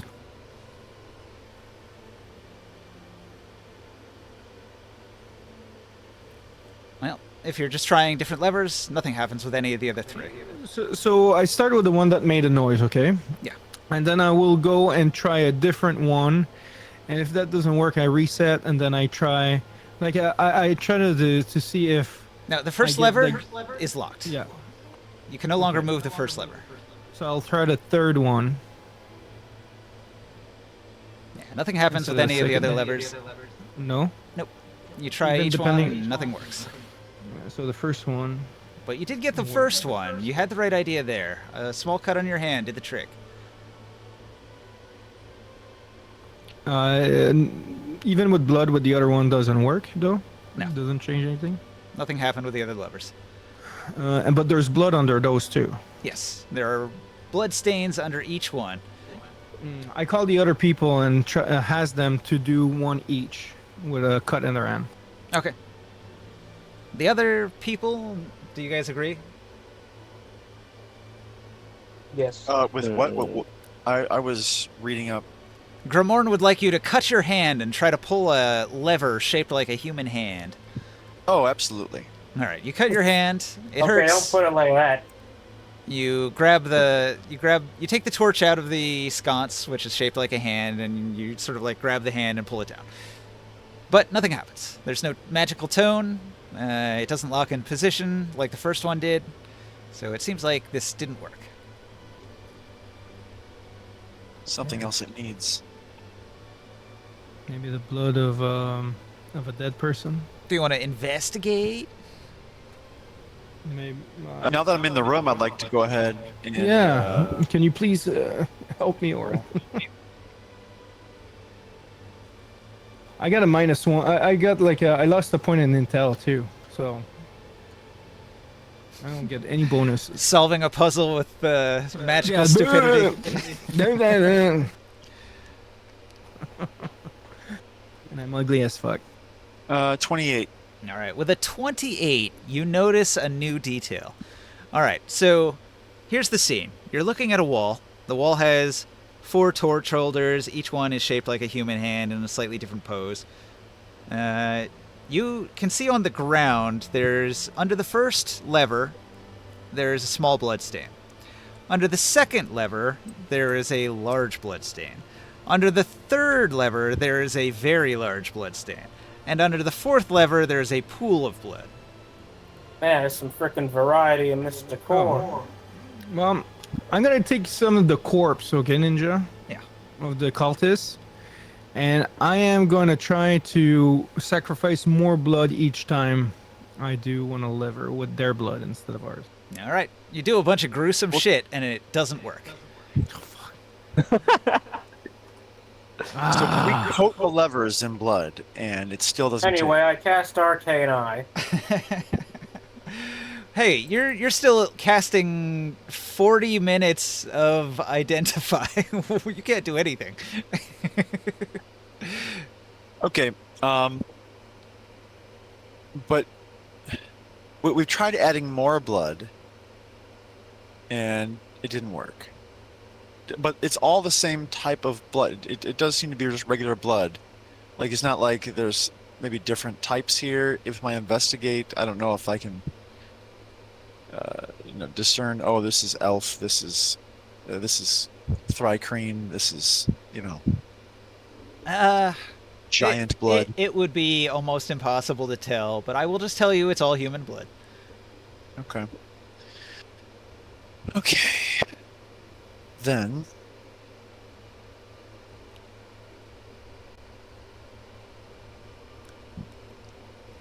Cool.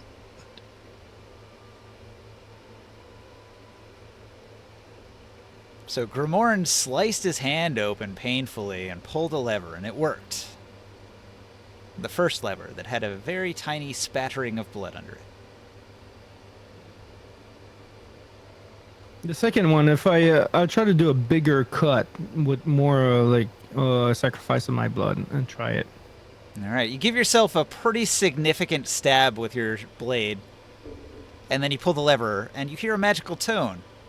Oh, So we have to do a full sacrifice of someone for the last one. do we?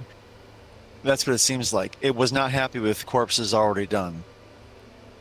I'm gonna do a bigger cut again. Ninja. All right, Do you a do an third one. even more significant cut, and you pull the third lever. Yep.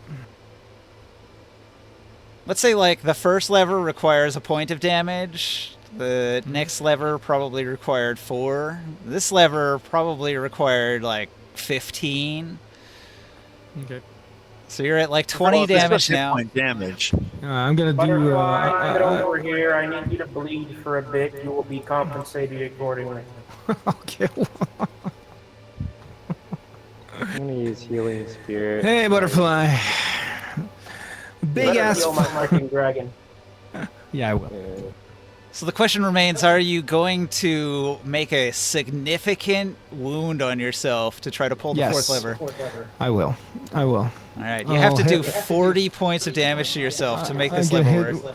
I get hit myself with 40 damage. All right, you. So he's like down the street, on both wrists, like he's going Yeah. crazy with it.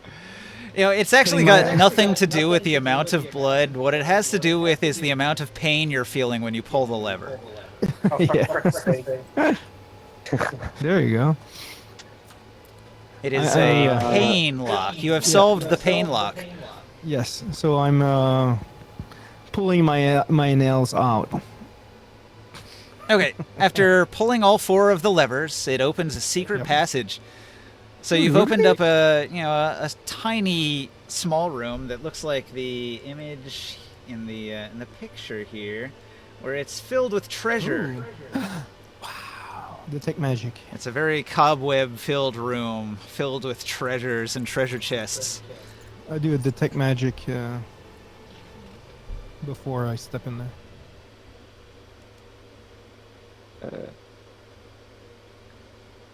Look what we unlocked. I heal you 48 points of damage. Oh, Grimorn, thank you. with a level 2 spell. That's a big heal.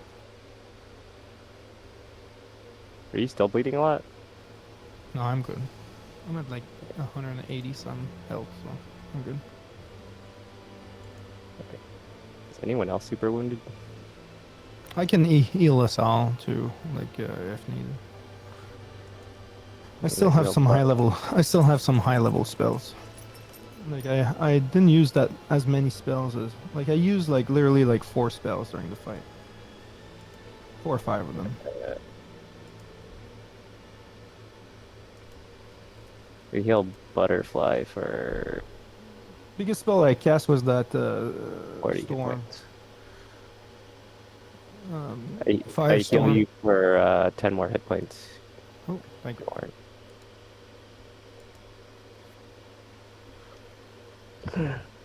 So I still have my bonus health from my Hero's Feast. That didn't get knocked off initially first. I didn't take it off. That's why. So I'd have like plus 11. Okay, your detect magic detects 3 magical items in this room. I point. What are they? You find a set of animal shoes, like a horseshoe, but horses don't exist in Athos. You find a magical dagger, and you find a token shaped like a feather. Ooh, I grabbed those and I showed them to ringside. But also, these chests are overflowing with ceramic pieces, silver, and gems. Oh, what kind of gems do we have in there? Gotta go to page 2 of the note card for loot.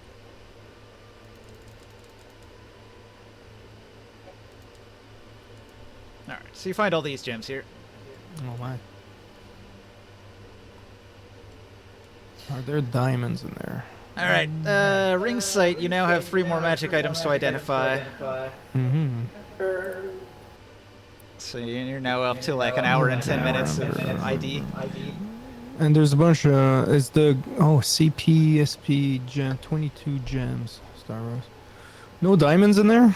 Damn. Nope. That's unfortunate.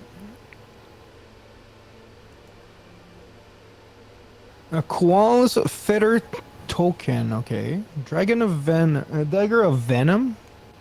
You might like that, and Horseshoe of Speed. Oh, I wish I could put that on my steed, but they're a magical creature, so Yeah. incantation. And anything related to that chain though in this room?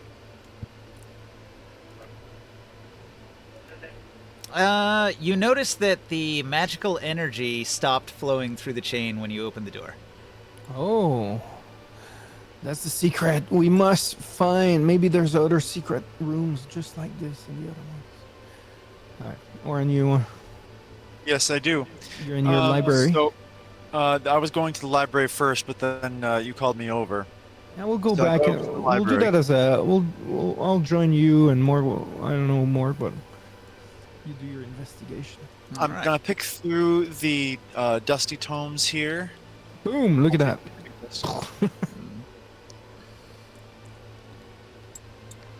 This is my investigate coming up. Anything shining magic in this room, Ninja?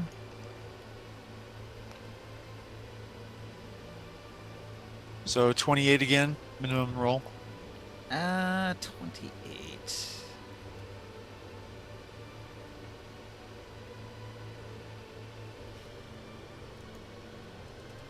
Okay, you find a library of defiler magic.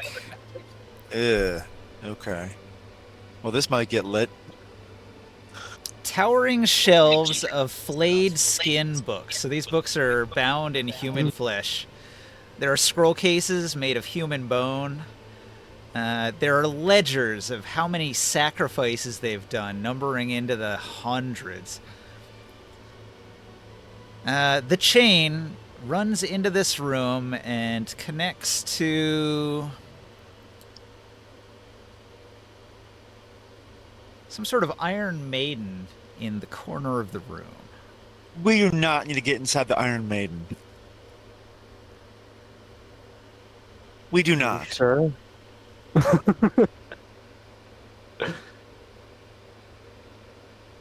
I mean, because that's par for the course from the previous room. And the Come chain is on. connected directly to the Iron Maiden. Come on, do it. I will heal you, don't worry. So these With my ugly face. You can do it! these daggers will pierce my flesh. You know what? I had to do to open that room? Yes, and you're the fire cleric. You're the one who's the fanatic about this, Emberheart. Also, I'm gonna be honest, you look pretty demented right now. Yeah. Exactly, I'm playing the role. You can suffer for the group. I was bitten by the dragon! Okay, but what is this doing for us? What is the Emberheart going to do for Athos? Oh, I'm just gonna step in that iron. Ninja. All right. Cowards. The Iron Maiden is not open. It is closed. Do you want to try to open it up? Oh, I'll unlock it. Oh, can you, yeah. All right. I'll check for traps. Okay, you check carefully for traps, and you hear something inside. There's movement. Something is moving inside. something's Oh. still inside the Iron Maiden. Ooh, That is that's exciting. a bit. Yes, It's exciting made is the of. word you would choose. Oh, do you tell us that you hear something inside? I mean, it sounds like everyone can hear, but Oh, move back for a moment. someone's trapped in here. I'll let you out. No, no, no. Move back, Orin. A 31. No, 31 on my unlock. All right. You unlock the Iron Maiden. Do you open the door? I pull out my sword. This is a I'm gonna trap. want to. I'm gonna want to open it. Yes. Okay. You pull open the front of the Iron Maiden. Inside, the interior contains a body, and the body seems to be like an animated undead. And it's like writhing in pain inside the Iron Maiden. It's skewered on all the spikes. Its blood is all dried at this point, though, like a zombie. Is it Ooh. I alive? will reel back. Can you speak, creature? It is speaking very quietly, and if you listen, you can hear that it's doing an incantation. Wait. What? I cast silence on it. All right, you cast silence on it. You can no longer hear its incantation. Okay, but It's casting a spell. Is I'm this gonna- thing doing the I'm gonna the use my ritual? bonus action to. You're still concentrating on it, identifying these items. I can talk while I do it. I just have to use mental communication with him. Oh. So what's up with him? if I can tell it's an undead, I'll just go ahead and put it out of its misery. The Oh, wait, undead no, is hold on. silenced, so you can't hear what it's saying, so its lips are mumbling silently. I can talk. I can psychically communicate with it. It has no mind. Alright, I'm What the frick gonna. was it incanting then? I'm gonna stab it with my sword. All right, you do damage to the undead. Do you want me to roll or? It doesn't really matter. Okay. You guys aren't curious what he was up to? I was curious, but when I heard the incantation, it seemed that this is a trap. At Can first you I read thought there its was. mind, even though it's not speaking, it's still thinking. It has an empty soul. It's not thinking, Oh. but the undead seems to be locked into repeating an incantation forever. Oh. What is a curse, maybe? Well, this is the lock. Did I kill it? You did damage to it. It wasn't destroyed. Let's pull it out of there. Okay, you pull the undead out of the Iron Maiden. Spikes. It doesn't react. It will continue to do its silent incantation.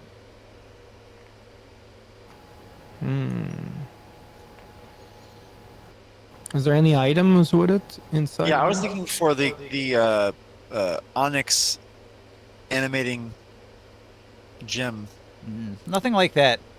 You recognize the outfit as being similar to the cultists that were destroyed in the central room. So this is like one of the low-level new recruits. They used him for their ritual. That's weird. Well, we have opened the Iron Maiden. We have pulled the the undead incanter out of the Iron Maiden, and yet the chain still holds.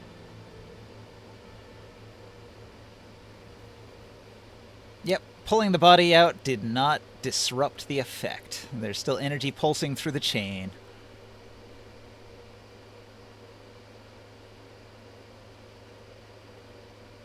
Anyone good with arcane? And I'm can maybe try to identify what he was casting?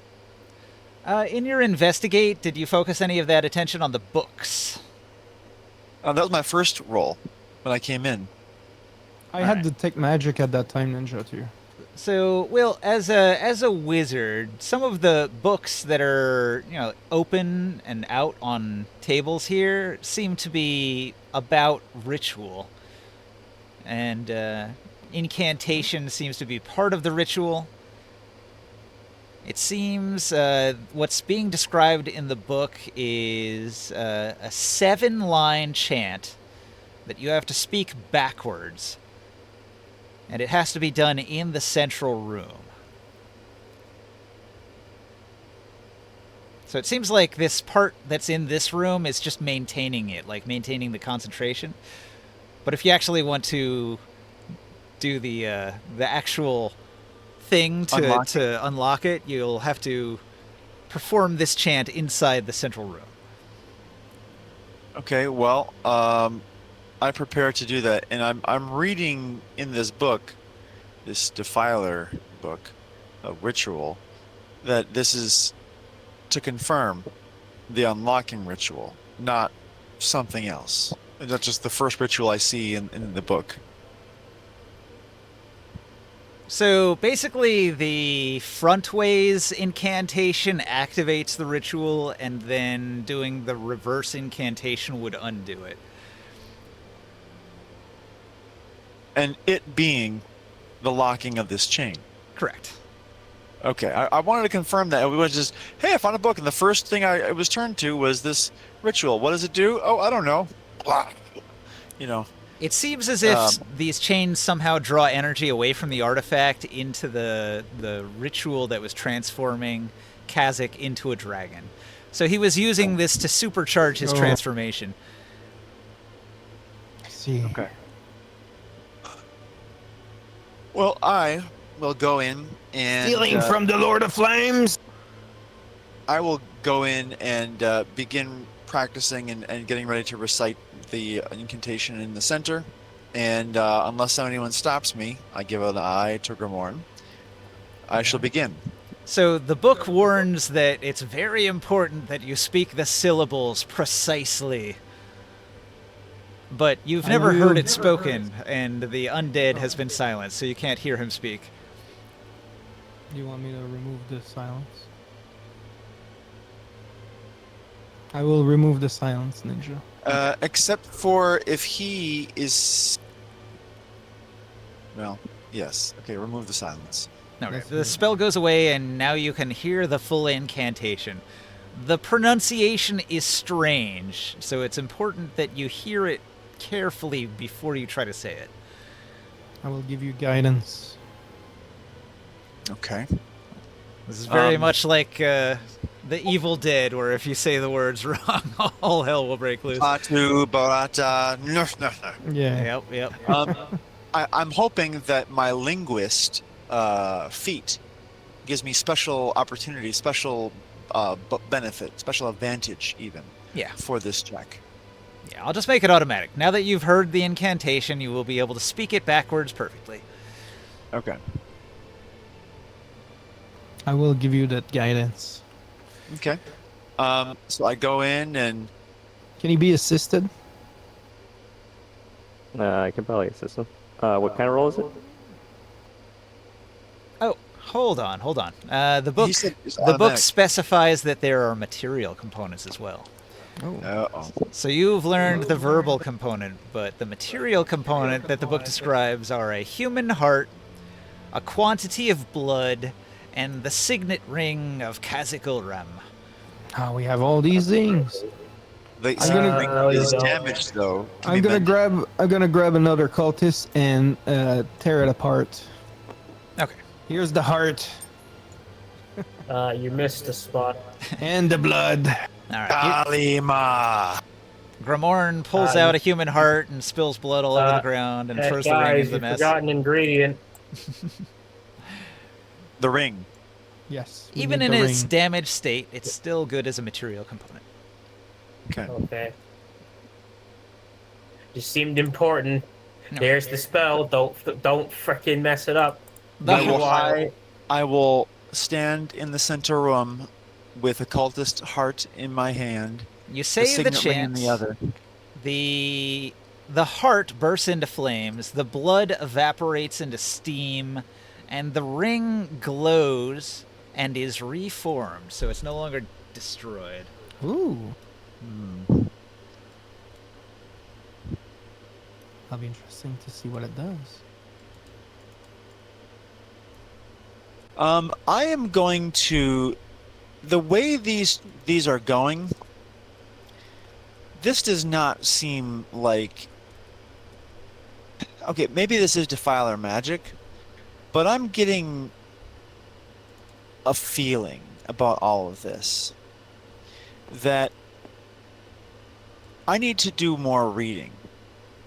What if this was all left as a trap and the greatest sacrifice of ever for us to complete the transformation?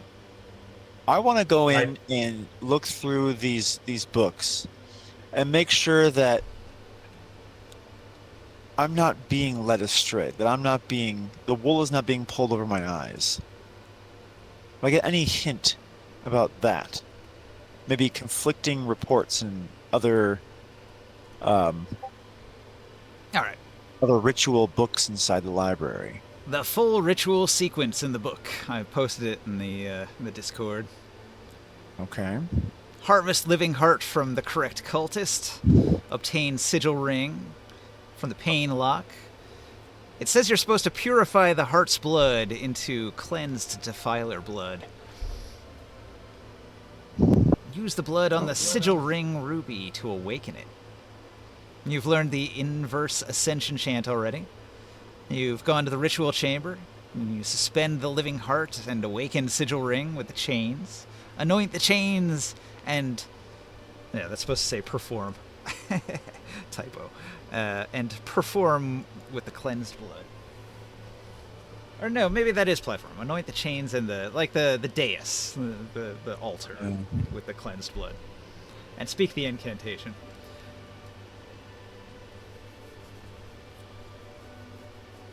Did the wall Okay. come down?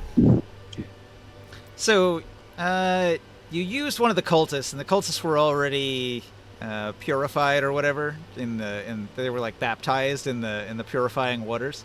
So since you used one of their hearts, you didn't need to do that step.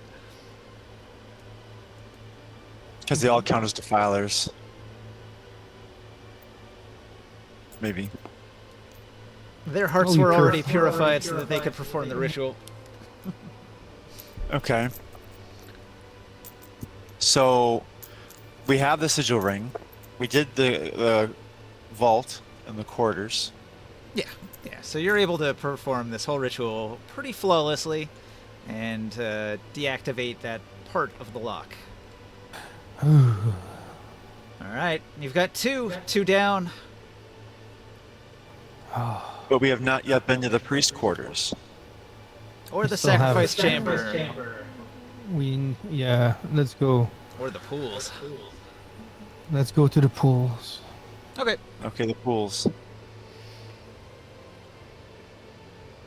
Okay, 7 ritual pools in a circular arrangement, each with different colored ichors, crimson, black, sulfurous yellow, etc.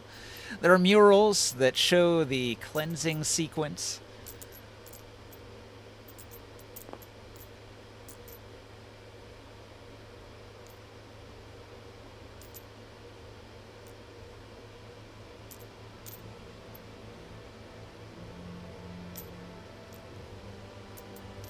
Okay. This room, it says it doesn't actually have a chain connecting to this room. Okay. Oh, okay. I thought there Sacrifice was room? 5. So this room was only used for cleansing the heart. Okay. And you would only have to cleanse a heart if it didn't come from the cult.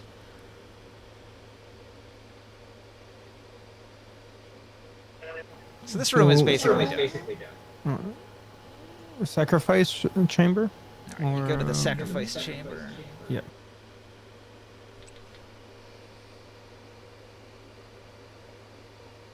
All right, a nightmarish Hellraiser-style chamber with chains and hooks, strips of human flesh and blood on the floor. A central octagonal platform and a massive inverted pyramid of hooks.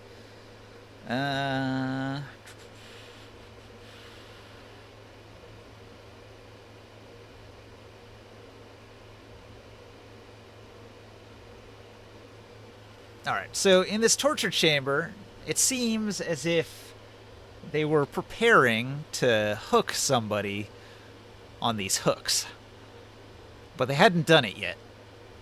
There's a prison cell with a captive. There's like bars, and the captive is in a pit underneath the floor, down under the bars. So, I'm gonna bet this captive is not a red veil. Nah, kidnap victim. They've been blinded, and their tongue's been cut out. Oh, I think we're gonna have to hook him. what? Yeah, that's what it looks like. We can heal him.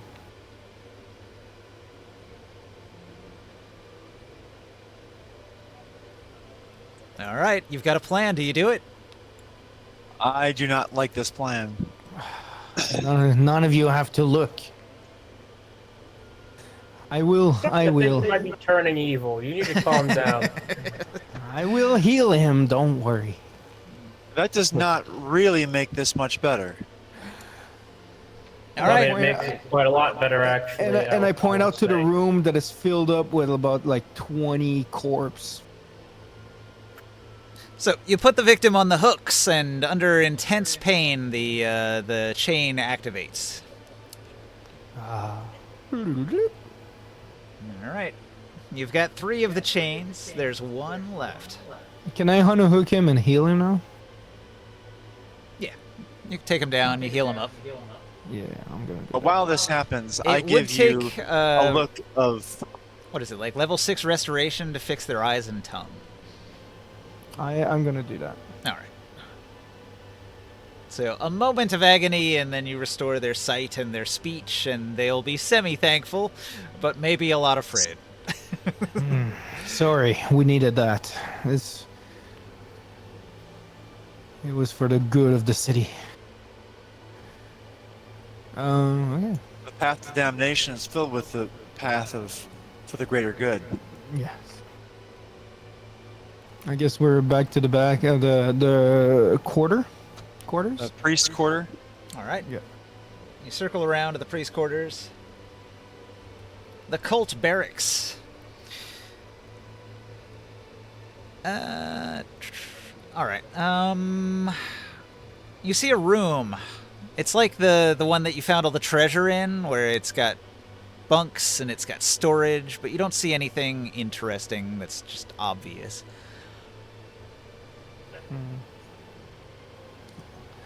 You want, Oren? Can you Yes. look into detail? I will give you a guidance. Thank you. So that gives me a plus 1d4. d4, so I'll add that after this.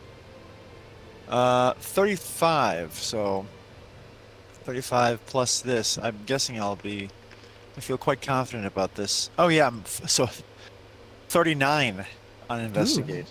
All right. With a 39 on investigate, you discover one bunk that is different than the others. This seems to be the high cultist's bunk. Okay. And in among the high cultist belongings, you find a ledger. Okay. Or a book of some kind. And investigation of the book is going to uncover a sort of a completion word, like a magic word that you can say to activate the chain. And the word is living. Living. I say it out loud, looking at the chain. All right. You say the activation word, and the magic is snuffed out. The chain goes cold, and the central force field is turned off. So, yeah, Gramorn is running, taking off, as you see, with a crazed gleam in his eye, apparently. I'm chasing after him. I'm gonna grab the item in my 2 hands. That sounds like a terrible idea. Don't do Burns that. your hands. That's okay. I'm used to burns. All right. The Ember Heart has several effects. Gives you resistance to cold and necrotic damage, immunity to fire. Once per long rest, you can cast Firestorm without expending a spell slot. You can sacrifice up to 5 hit points. Each hit point sacrificed adds a d10 to a fire spell's damage. Oh. Oh no. And every He's night you will defiling. dream of burning everything. Well, that was already happening. And it's also going to cause water to dry, stone to crack. It's just going to have a generally negative effect on all the materials around you. Hey, quick question. How much health do you have? Like 200 hit points. 212, something like that. Okay, alright, well, there's a limit of 5 I'm- to 10. I was just worried that you would spend, I don't know, 195 hit points to incinerate anyone who looks at you funny. Yeah, it's capped at 5. You can't do more than 5 hit points. It's 5 additional d10. Yeah. Yeah, so you like one fire spell, like, so each of the beams could go all the way up to 12 d10 fire damage. You're still purging anything that gets near you. Treat this like a per turn. You can only sacrifice 5 hit points per turn and apply it to one spell. But you can only cast it once. So, like, you cast a spell, you spend the hit points, you do the extra damage, but you can't do more than one per turn. So, like, if you had multiple beams, you couldn't do 5 hit points on each beam.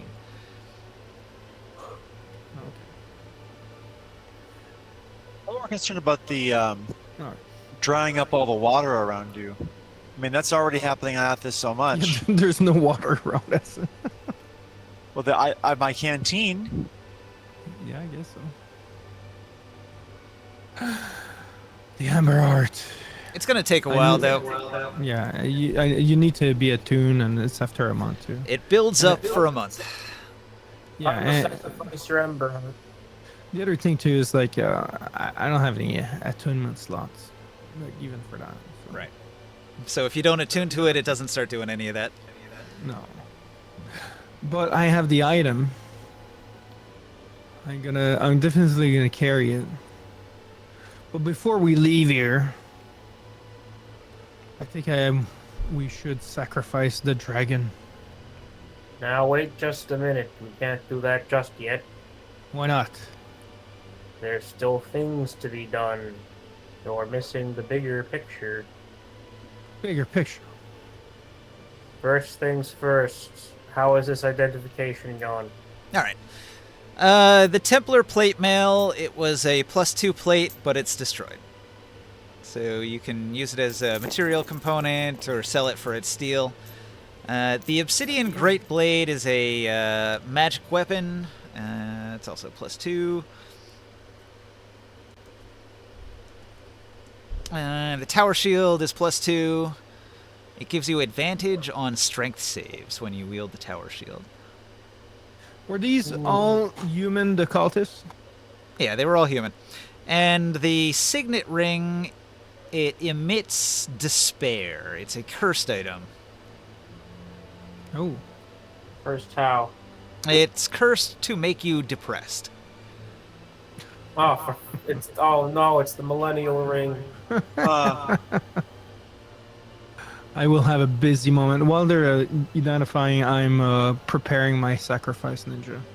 Wait, hold on. Wasn't he wearing this ring? Yeah. Why? He was in mourning for his dead queen. Dude, he's an emo. The ring contains the despair of Khazak Ulrim for his lost queen, who he loved very much. I look at the dragon. Has he been cutting himself? No. No. You wouldn't be able to You'd tell. be His able to body tell at is this point. terribly messed up at this point. Yeah. Whatever, it's going on the pyre. Moving on. Okay, you do a huge sacrifice of all Wait, the hold cultists. on. Do you want I'm me to not ready sacrifice? yet. Hold on, don't do the sacrifice yet. I'm not No, done. no. Would you want me to sacrifice that ring? It's the Ring of Depression, so yes. Okay. All right, you sacrifice the cursed ring. You don't need it to unlock this thing anymore. No. Hold on, I'm not done adding things to the fire yet. Give me No, a that's moment. okay. I'm working on my little pile over here. Slow down. Okay, I'm checking the priest quarters for a second. All right. You find a bunch of cots, basic storage, clothing.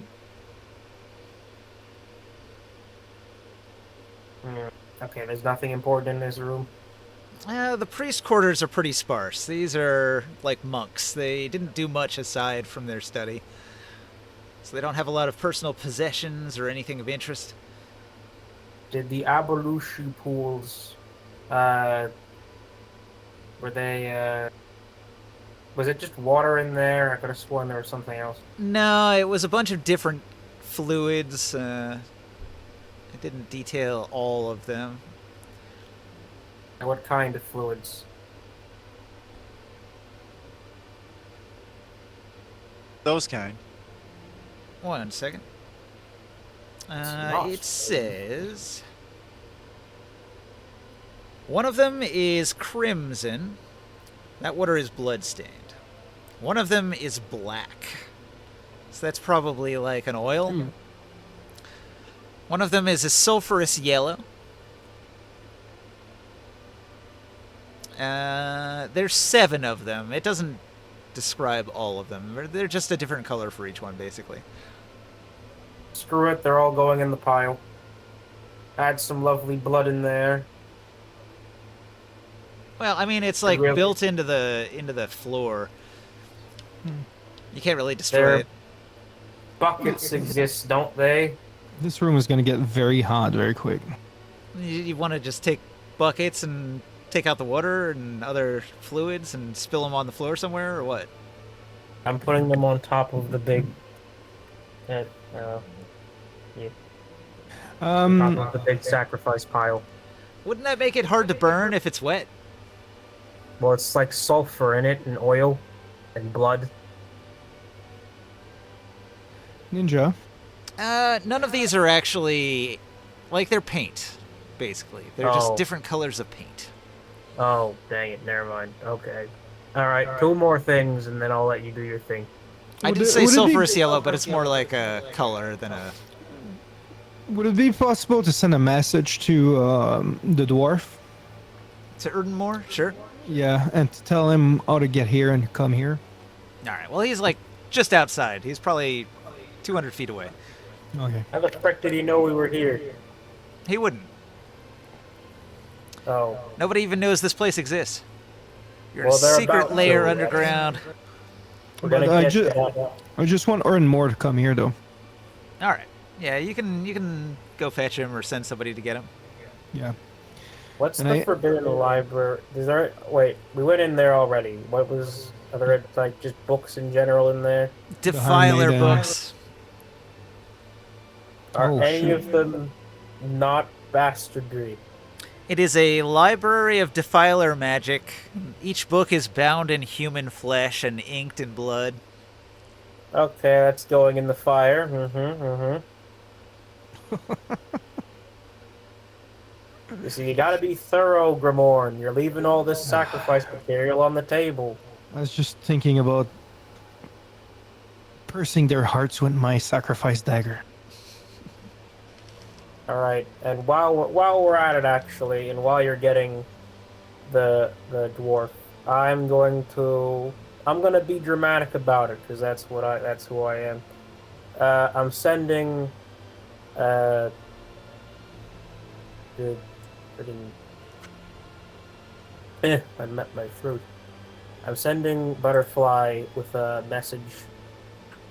Well, wait, writing doesn't exist in this universe. Frick. An air drake just runs up to somebody and roars in their face, "Message delivered."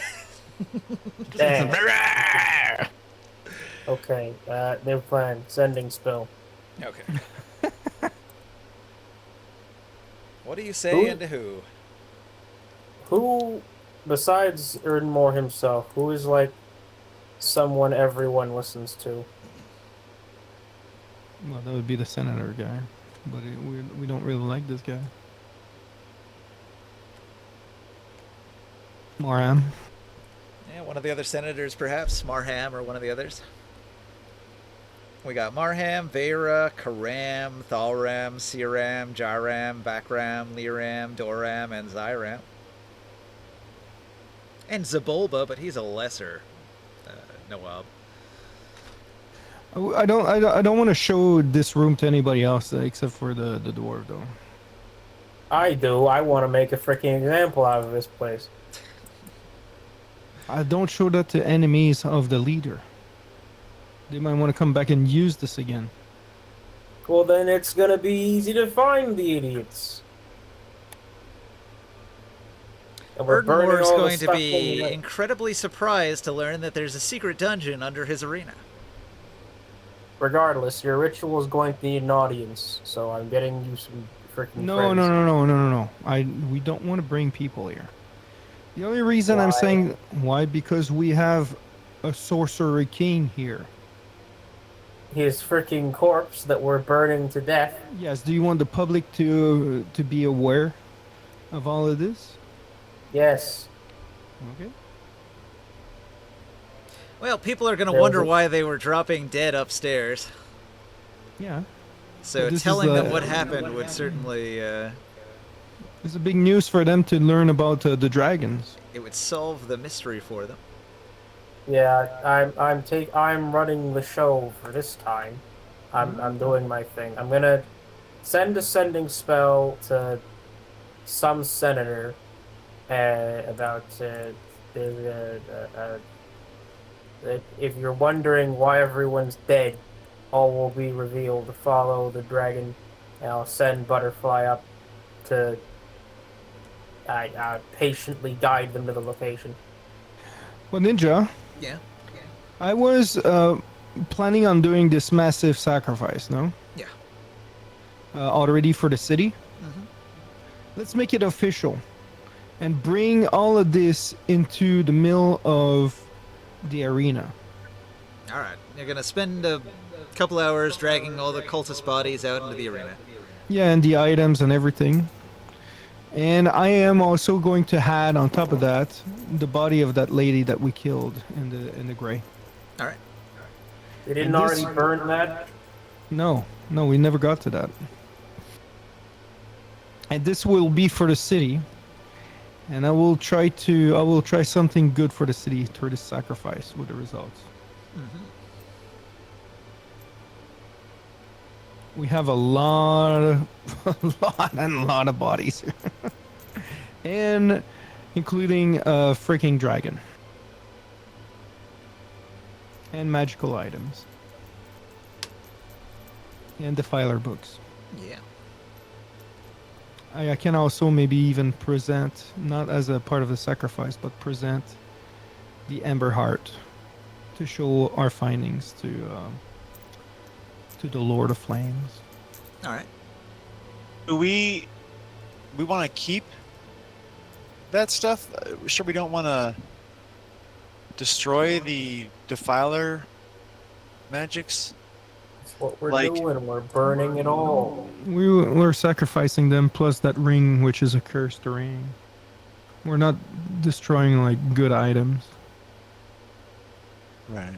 The only thing he's keeping is the Ember Heart, which was his quest item to begin with. Yeah, and we're keeping that sword and shield and the gems and all that. Yeah, the treasure. On the down low. Yeah, a bunch of gems and all that. You know what? Yeah. Screw it. I have a dragon. This is what these are for. I'm just gonna have him freaking move all the beds. Move all the beds outside to burn as well. Why not? Mm. On the shelves. Just Is everything. there- is there It's gonna be anything a I could long collect sacrifice. that's somehow related to the defiling thing, and do I just grab soil or something, or I don't know what I'm investigating for that.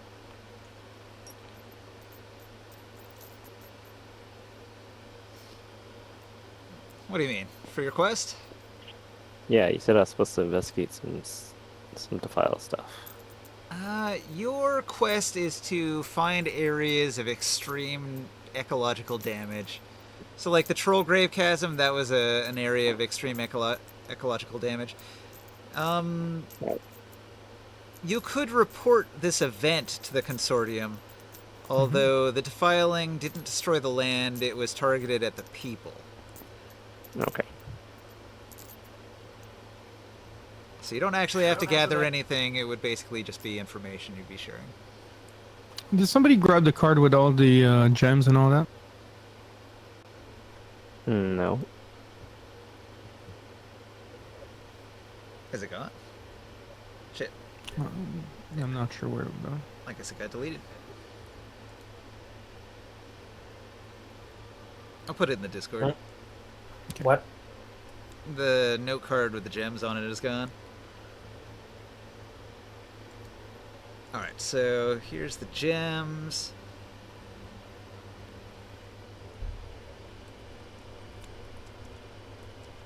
What was the name of the guy who was trying to turn a dragon?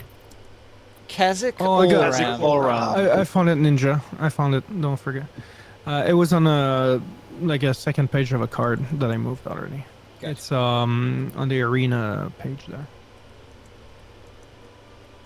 There's a destroyed Templar plate. Blah, blah, blah. Is there anything special about the plates? And that was just material, huh?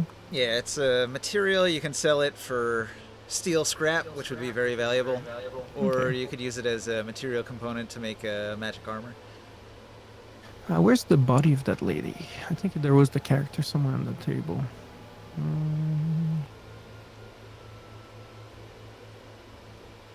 I think I saw her earlier.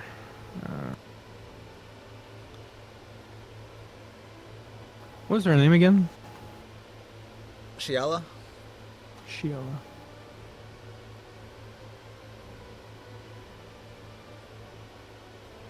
Hail, children of Ram, a grave wrong has befallen your city. Cultists have conspired in secret to back the forces of Marham in service to their own agenda, spreading deathly blight far and wide. The madman Kazakh, warped by the most loathsome sorcery and twisted affection for the dead queen, has betrayed you all. His mangled corpse is the price for such treachery.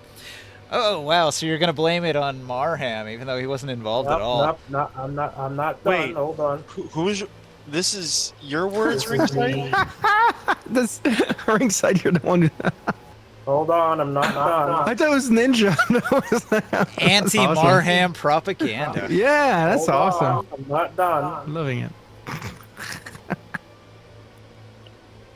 Bring some chaos to this town. Yeah, this is Ringsite sending messages to the senators of Ram about what happened. No, this is me making Oh, a speech during wow. the ceremony. To like anyone around. All right. Alright. Do you have a character? Is that Queen Zigat? No, we don't have a character anymore for that lady, Shiala. Shiala?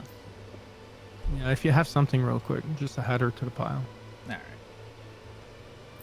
I'm gonna move your wind elemental, so we don't lose it. Your elemental. There's another one here.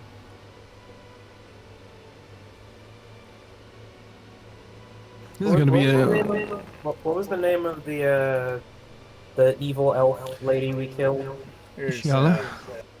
Shiala. What was she trying to do in the shadow dimension? Take over the world. Yeah, but how exactly? That's just how she got power. Yeah, she was the queen of that worm. She was going to take power by playing Marham and Erdenmore against each other while slowly taking control of the city. And then she was going to use her Assassin's Guild and her shadow magic in order to rule the place. Yeah, and she has a lot of defiling friends too in that world. Yeah, I forgot about that. Not a good lady. Shadow Liches? Yeah. On the best of all possible worlds in Erdenmore here. All right, Kriya, so you get a +5. What's your roll on your religion check for the ritual? I get a +5? Yeah. That's all? Yeah. For every one of these bodies and with the crowd and Yeah, +5 is good.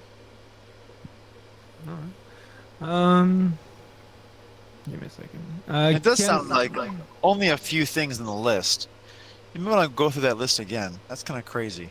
like we have a dragon, we have Shiala, we have all the cultists. I don't think a sacrifice gets much bigger than this. So you get a point for a ceremony that lasts an hour. How much do you get for killing a god? You get a point for doing it in front of the public. You get a point for destroying the cult before sacrificing them. Who was the third guy? I gave you a point for human. alignment. And That's 5 already. no, that was 4. The other one was an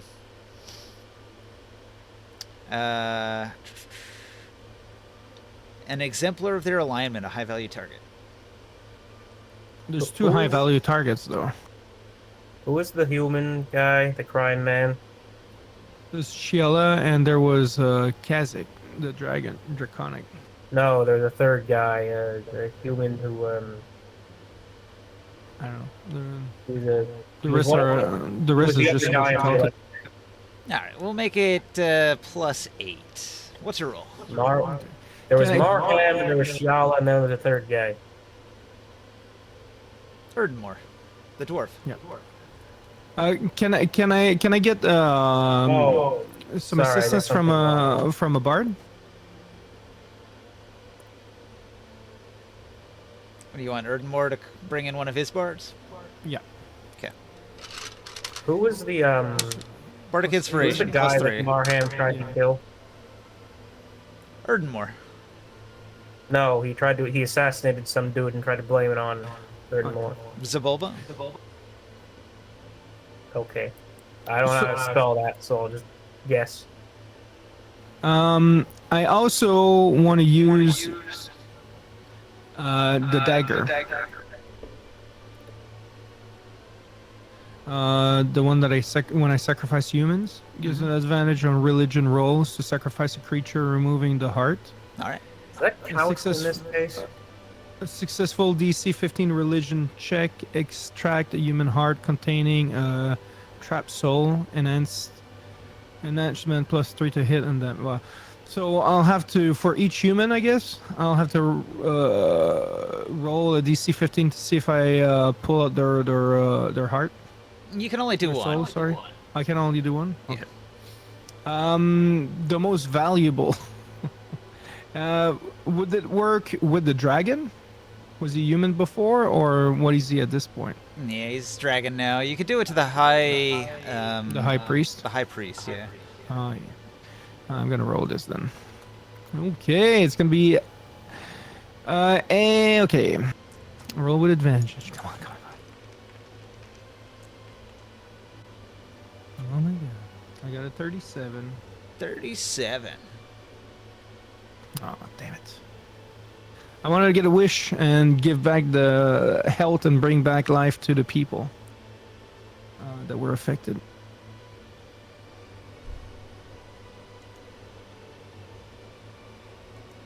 I have to think about this for a moment. Or I wanted to bring back fertility to the land around. But yeah.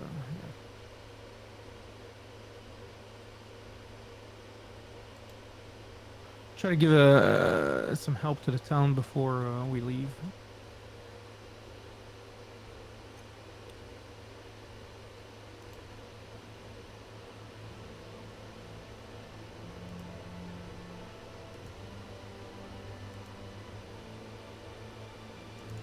I have to look something I up. wish these counter you could just put a number in them. Okay.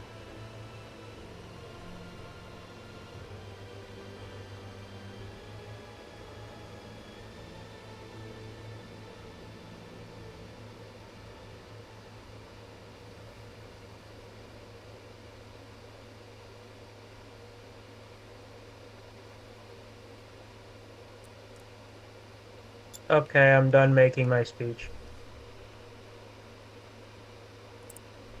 Alright. I succeeded at extracting the soul. Alright, you got a druid grove. You invoke the spirits of nature to protect an area. Choose an area. It's a 90-foot cube. Oh. Huh. I will consult Morg for that. For choosing a what? Cube? Yeah, you get a druid grove from the ritual, from the sacrifice. So you get to choose a spot, and I'm going to animate 4 trees to guard Rom. Where would you like this? Can you put it around the tree over where Tavine is growing that magical tree? Yeah. Yeah, we'll do that. We will give this back. We'll give back the land to the land of Ram for prosperity. All right. So your ritual sacrifice manifests a blessing for Rom, which animates 4 of Rom's trees into awakened trees that are going to defend Tavine's grove. Are they burning bushes like fire trees? Because it's from the fire god? Nah.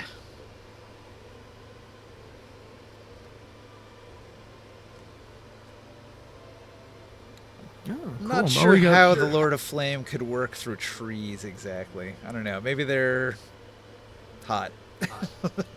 Fire tree, warden. could they be trees from the World of Flames? They're habanero trees.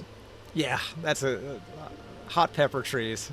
Their fruit is very Hold on, There let you me, go. let me look it up. Flaming trees. Okay. Or maybe the wood of the tree is especially good at burning. Oh, there The you go. flaming treant. One of those magic trees. They wouldn't be functional for long if you set them on fire, but they would burn real good. No, let's not burn them. Let them grow. We need more trees around. We need to start forests around. All right, well, it's after midnight. I think that draws this this episode of Dungeons and Dragons to a close. Do you want Oh, I to made a- give I a made Tor a speech? Yeah, anybody want to give a speech after saving the city of Rom? I made a speech, but I typed it out because I didn't want to read. Yeah, I said it for you. Okay. Well, there is more to it. Oh, second half. Your second half says, and lest I forget you, Marham, step forth Zabulba, slain by the hand of the Prince of Crime, reborn in flame by mighty Grimorn, burnt in his service. To a city not his own, your conspiracies have to been seen, and you too will face justice for the poor who die dancing to your tune. Those There who was a bit lurk above that in the one. dark cannot hide from the purging flame. Those who suffer in silence are seen and born anew, free from strife. That is our creed, and those who would undermine it for their own greed beware, for you are in the sights of the heroes of Tyr. Huh. I don't think I can beat that. Behold the corpse of Shiela, Queen of Shadows. Yeah. All right, well, congratulations. You've defeated a new Sorcerer King. You've saved Whoa. the city of Rom finally and completely. It has a new king. Let And this I think be the message I wanted to beginning get of a across new is- alliance between Ram and Tyr. The Yeah. lesson I wanted to get across was Templars and Sorcerer Kings in general, dead. Evil dark magic user, member of this council, dead. Yep. You're in frickin' trouble, Marham. And Earn more better frickin' watch himself or he's next. But- What? no, but the public right now in this crowd, I haven't seen like a lich queen of some sort and an actual dragon. Must have freaked the hell out of them. But it's also like a giant warning to the rest of the world. Like we're Yes. exposing a dragon right now. Like, of the 4, I'm gonna roughly say dark forces of this city, 2 are dead, and 1 has been outed and is very blatantly in trouble. Only 1 is being mildly spared because he didn't know that Kazakh was a bastard. But I'm watching you. He's a dwarf, and he's not the smartest dwarf, so he did fall for the trick. What can you do? Kazakh Ulrim was a pretty good actor. He had everyone fooled. I mostly just want everyone to be, like, suspicious of authority Yeah. in general, because he's not... Watch him, please. He's fine, but he could be better. Don't trust him. And Maram is much smarter though. True, but that's why I specifically called him out. I know. I brought the guy who he murdered. And the fact that even if he would have won, like he would have been under the same threat and would have lost his throne to the dragon. Yep. That's all a bit complicated to explain. No, but I'm sure he's getting that. He probably understands. So, how are the people reacting to all this then? The people are traumatized from having their soul ripped out for. Let's see, what was that? Turn 5. For 30 seconds, they were drained of their ability scores, and everybody I believe it was is. turn 7. A bunch of people died, so everybody is badly injured. The general sense of the crowd is a lot of trauma. I don't know what it would feel like to have your ability scores drained in real life, but it probably would not feel good at all. Did seeing the burning chaos spawn dragon and the evil lich witch help with that trauma? Well, I mean, everybody would generally be pretty confused. I'm sure a lot of people would run screaming from the arena and wouldn't stick around for any of this. But of the people that didn't run in terror, I guess they understand a little bit. Oh, in the ceremony I wanted to do initially, though, I wanted to see if some people would be resilient to the heat of the flames, and see if some of them might have some fire affinity. Yeah, the fire cleric trait is extremely rare, and nobody is going to stand out as a new cleric. I was intentionally inviting a bunch of nobles here and other important people. Like, hey, someone's going down, follow the dragon. It was a royal coronation. Everybody was already here. Well, come back. There's something important happening. Yeah. Oh, well, the clerics and all of us, I'm going to spend some time healing people afterwards, and have the clerics do the same thing. I don't think you can heal ability score damage. I think they just need a freaking nap. Oh. I think a restoration spell would do it, but it's a high-level magic, so you'd only be able to help one person. Well, regular restoration, though, is... you're talking about Doesn't also cost greater restoration. Yeah, it's a lot of mats. You're just gonna have to like rest this off. Yeah. What is it? One day you get 1 point back. Yeah. Well, we at least we can feed people and maybe also can give them that relief, like that we actually took away the threat. We killed the dragon. We stopped this from killing everyone. It's a pretty big deal. I want to know what's going to happen to the city, because surely a bunch of nobles died too, and the balance of power has been freaking completely upended. I think the Templars are definitely a bit dishonored at the most, so no one's listening to them. And they're gonna. Well, the Eldar have an actual presence, but they were running all the freaking spy networks, and now Marham is being indicted, I guess, for crimes. He's Ninja. likely to go into hiding as the Thieves Guild master. Oh, Ninja. Wouldn't this like showing to the rest of the people in the city that there is like their gods are based on these dragons that are people that are defilers?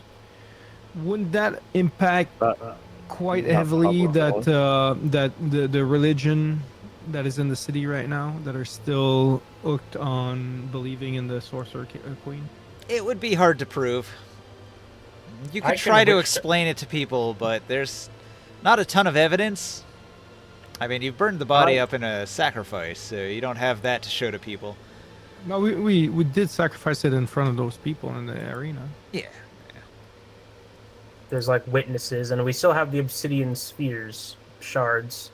Mm-hmm. Yeah, broken obsidian isn't out of the ordinary. You can find that anywhere. Yeah. Well, they've seen the body of a dragon. They felt the defiling powers of it, like sucking the life out of them.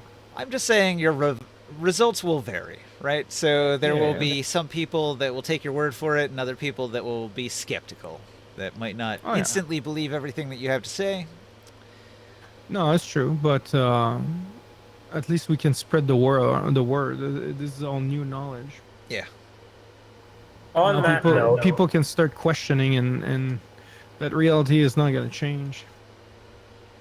roughly, so like what beyond like my soul hurts, I don't feel so good. What what's the general public opinion consensus regarding the leadership and tone, I guess? I'm kinda just looking Everybody's for, like, a going to general feel poll. betrayed by the Templars. There will be a lot of public outcry against the Templars when it's been explained to people what was going on and who attacked them. Well, that makes sense. All right, how do So- they feel about the freaking lich elf queen? Everybody hates elves to begin with, so nothing changed. All right, dead. Just bit more racism. Got it. Marham. Marham is still a populace, and people still remember him giving them food, so despite everything that's happened, he's still going to have a lot of support. But he can't show his face publicly, kind of thing. He's I still mean, a we senator. really did a lot there.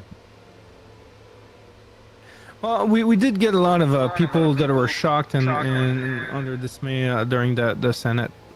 What's the opinion of the dwarf? I will say he's hang on. Not the Sorry. dwarf. I will say that Marham is inconvenienced a lot. Like, you've made things more difficult for him, but it's not going to get him arrested. He couldn't be arrested because he's the Thieves Guild master. He would be broken out immediately. Also, the police just got outed for mega super death corruption. Basically, the city is under martial law with Erdenmore in charge, so Erdenmore's people would be after Marham, but Marham, being a stealthy rogue with a Thieves Guild, would probably be able to just avoid consequence, but it does hurt his public face a lot, what you've done. Like, he doesn't have as much political power as he once did. Oh, to be clear, because I think I messed up the description. I am blaming. Oh, well, I'm not blaming Erdenmore for the blight, but he's like. But there were secret evil cultists amid Erdenmore's midst, so I wanted to spread a tiny bit of blame over to him, so he wasn't impenetrable. Sure. But yeah. And Erdenmore now he's the king. Yep. Yeah. At least the civil war is done. Well, how do people feel about him then, now that he's the king?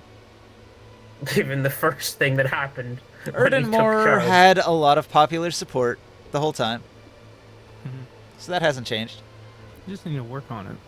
But like all this though should be kind of a warning for him. Like now that he is the king of a major city, and he's still surrounded by a lot of these other sorcerer kings, and we kind of demonstrated the strength. Like the dragon showed the strength of the sorcerer king to the city. You know. Yeah. Like he should be scared, and I will like probably tell him like, son, like you have to be ready. Like you have had a civil war, but the rest of the world is going to be against you now. All right, so you're going to prepare the city to fend off the Sorcerer Kings. Well, that's what my focus is going to be on. Absolutely. Like, Yeah. that's when I'm talking about how Ram and Tyr need to be absolutely allied. Yeah. That we have shown that we are willing to go out. I mean, it wasn't even just us. We were, if I recall, like several sessions back, we were bringing in actual Tyrian troops to try to defend this and keep down rioting and provide some peace. So it's not just with our blood and sweat and treasure, but that of Tyr itself has thrown in its lot with the people of Ram. And let it be known henceforth that we are together, brothers in freedom, against the Sorcerer Kings. And we're working towards more and more allies to come and help us. because there will be some conflicts coming. Who was the big gladiator who was like freaking shrugging off assassin bullets? Theocles. Theocles. Did anyone want the tower shield? He fights with 2 weapons, no? Or Yeah, he uses a couple oversized short swords. All right, I was gonna give him to him, but he's already killed. It's human size anyway. You'd want to give it to a human sized person. Just a regular shield for him. Yeah, I guess so. I mean, I think for a half giant, a tower shield would be kind of weird. It certainly wouldn't give you as much coverage as a tower shield would give to a medium-sized creature because they're just like too big. You'd stick out around every edge of it. Armored jeans. It would be like a very small A shield shoulder for a half pad. giant. you use it as a shoulder pad. Or a buckler, right? You'd wear it on like Yeah. one hand. Hmm. Oh, we have Yeah, a dwarf king. indeed. I was not. Well, I mean, I didn't expect it when we went in. I should say. Yeah, Rom has become like an adventure of its own. Indeed, it was a nice adventure. Very different. That's I guess we're at the I'm- point where our characters are going to be leaving, heading somewhere else. Yeah, I have a place in mind. It's been revealed to me in visions. The time is now for the return of the winged elephant. So we head helped- south. Yeah, you helped me. You helped me greatly gaining back the Amber Heart.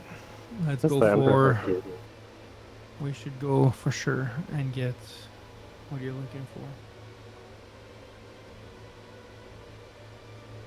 In the Deadlands, in the deep, deep, deep south. Are we ready for Yes. that, or do we have to get supplies and fix our boat? Yeah, We you're should probably probably- going to want to do some downtime, do some repairs, stock up on supplies before you make the very, very long journey. Should we do like a stop and tier? Rom is absolutely in our debt. Should we do a stop and tier on the way to do that, or do it here? Tier is kind of in the way, no, Ninja? Exactly. Or is it a detour? You would be It's like- going southwest and then southeast, so it's a little out of your way. It's like going from New York to like Kansas to Florida. It's like Ladopolis would technically be that's a along better the way. choice. And I don't know if we want to go to Balak because that's going to be a battle or a Yeah. war right there. No, we're not gonna want to. Dira was saying before we left, even for not even for Ram, but for Kern, Yeah. that Balak had sent some. I'm echoing. Balak had sent Taro. some troops and armies to the south of Tyr. Sorry, I have to go slow too because the echo is getting me. But anyway, he took small towns that were we can't quite. They don't even have names on this, but they're by what is it? Giant's Ribs mountains, far, far to the south of Tyr. However, they were heading there and taking them over because of the trade goods they had, but potentially also in a move to take if not take Tyr, at least make an assault of some kind. And so Balak may need to have some attention before we fully Oh yeah, that's right. not a full-scale assault, but just something to let them know that we exist. Wasn't there a town nearby and that there was something for us there? Near what? I can't remember. By that city that he's talking about, like down south. West of it, there's a town out there. I can't remember. It's been so long now. I don't know. We'd have to take a look at a map, I guess. Yeah, the small map on the corner of the table is not I think I have in my notes somewhere here. Yeah, we need a world map, which is kind of in the background, but we're. Yeah. What am I looking at? Yeah, if you look at the world map in the sky in Tabletop Simulator, you are Okay, Balik is there. you're in Balik. Rom, and from Rom, if you want to get to the Deadlands, you basically just have to go south, and south some more. You would pass through Balik, and then to the last drink, and then to the Deadlands. But actually, Was there something in Caline or so Wet Wallace or Ringside is supposed to go Kellis? to the western end of the Deadlands, so you actually could probably go to Tyr and then from Tyr south to get to where he needs to go. Alright, I'm gonna go to sleep now. Yeah, good night. The Deadlands considered one of the very damaged ecological places. It is the worst, most damaged ecological place. Perfect. So that is on your list of places to investigate. But like, wasn't there a town west of Balik where we had something that we heard there's something? There's Sealik. Um, Sealik is the last major yeah. city on the way out of the Yeah, Tablelands. maybe it's there. Was there something special about one of those towns in that area? Yeah, I don't think there was anything special other than that's like the last town before you would head south to the Deadlands. It's like the last populated place. Well, I don't know. If it's in the way, do you guys want to stop by Tyr? We haven't been there like in a million years. Or do you want to go straight to I don't know that we need to stop at Tyr because what are we getting there? food Just supplies? Well, we can get that in many other places that need our help. And informing everyone at home what's going on. Can't we do We that? formed a new alliance with Rom. Do we need to be there in person to do so? With some of your allies, you can just use sending stones to communicate.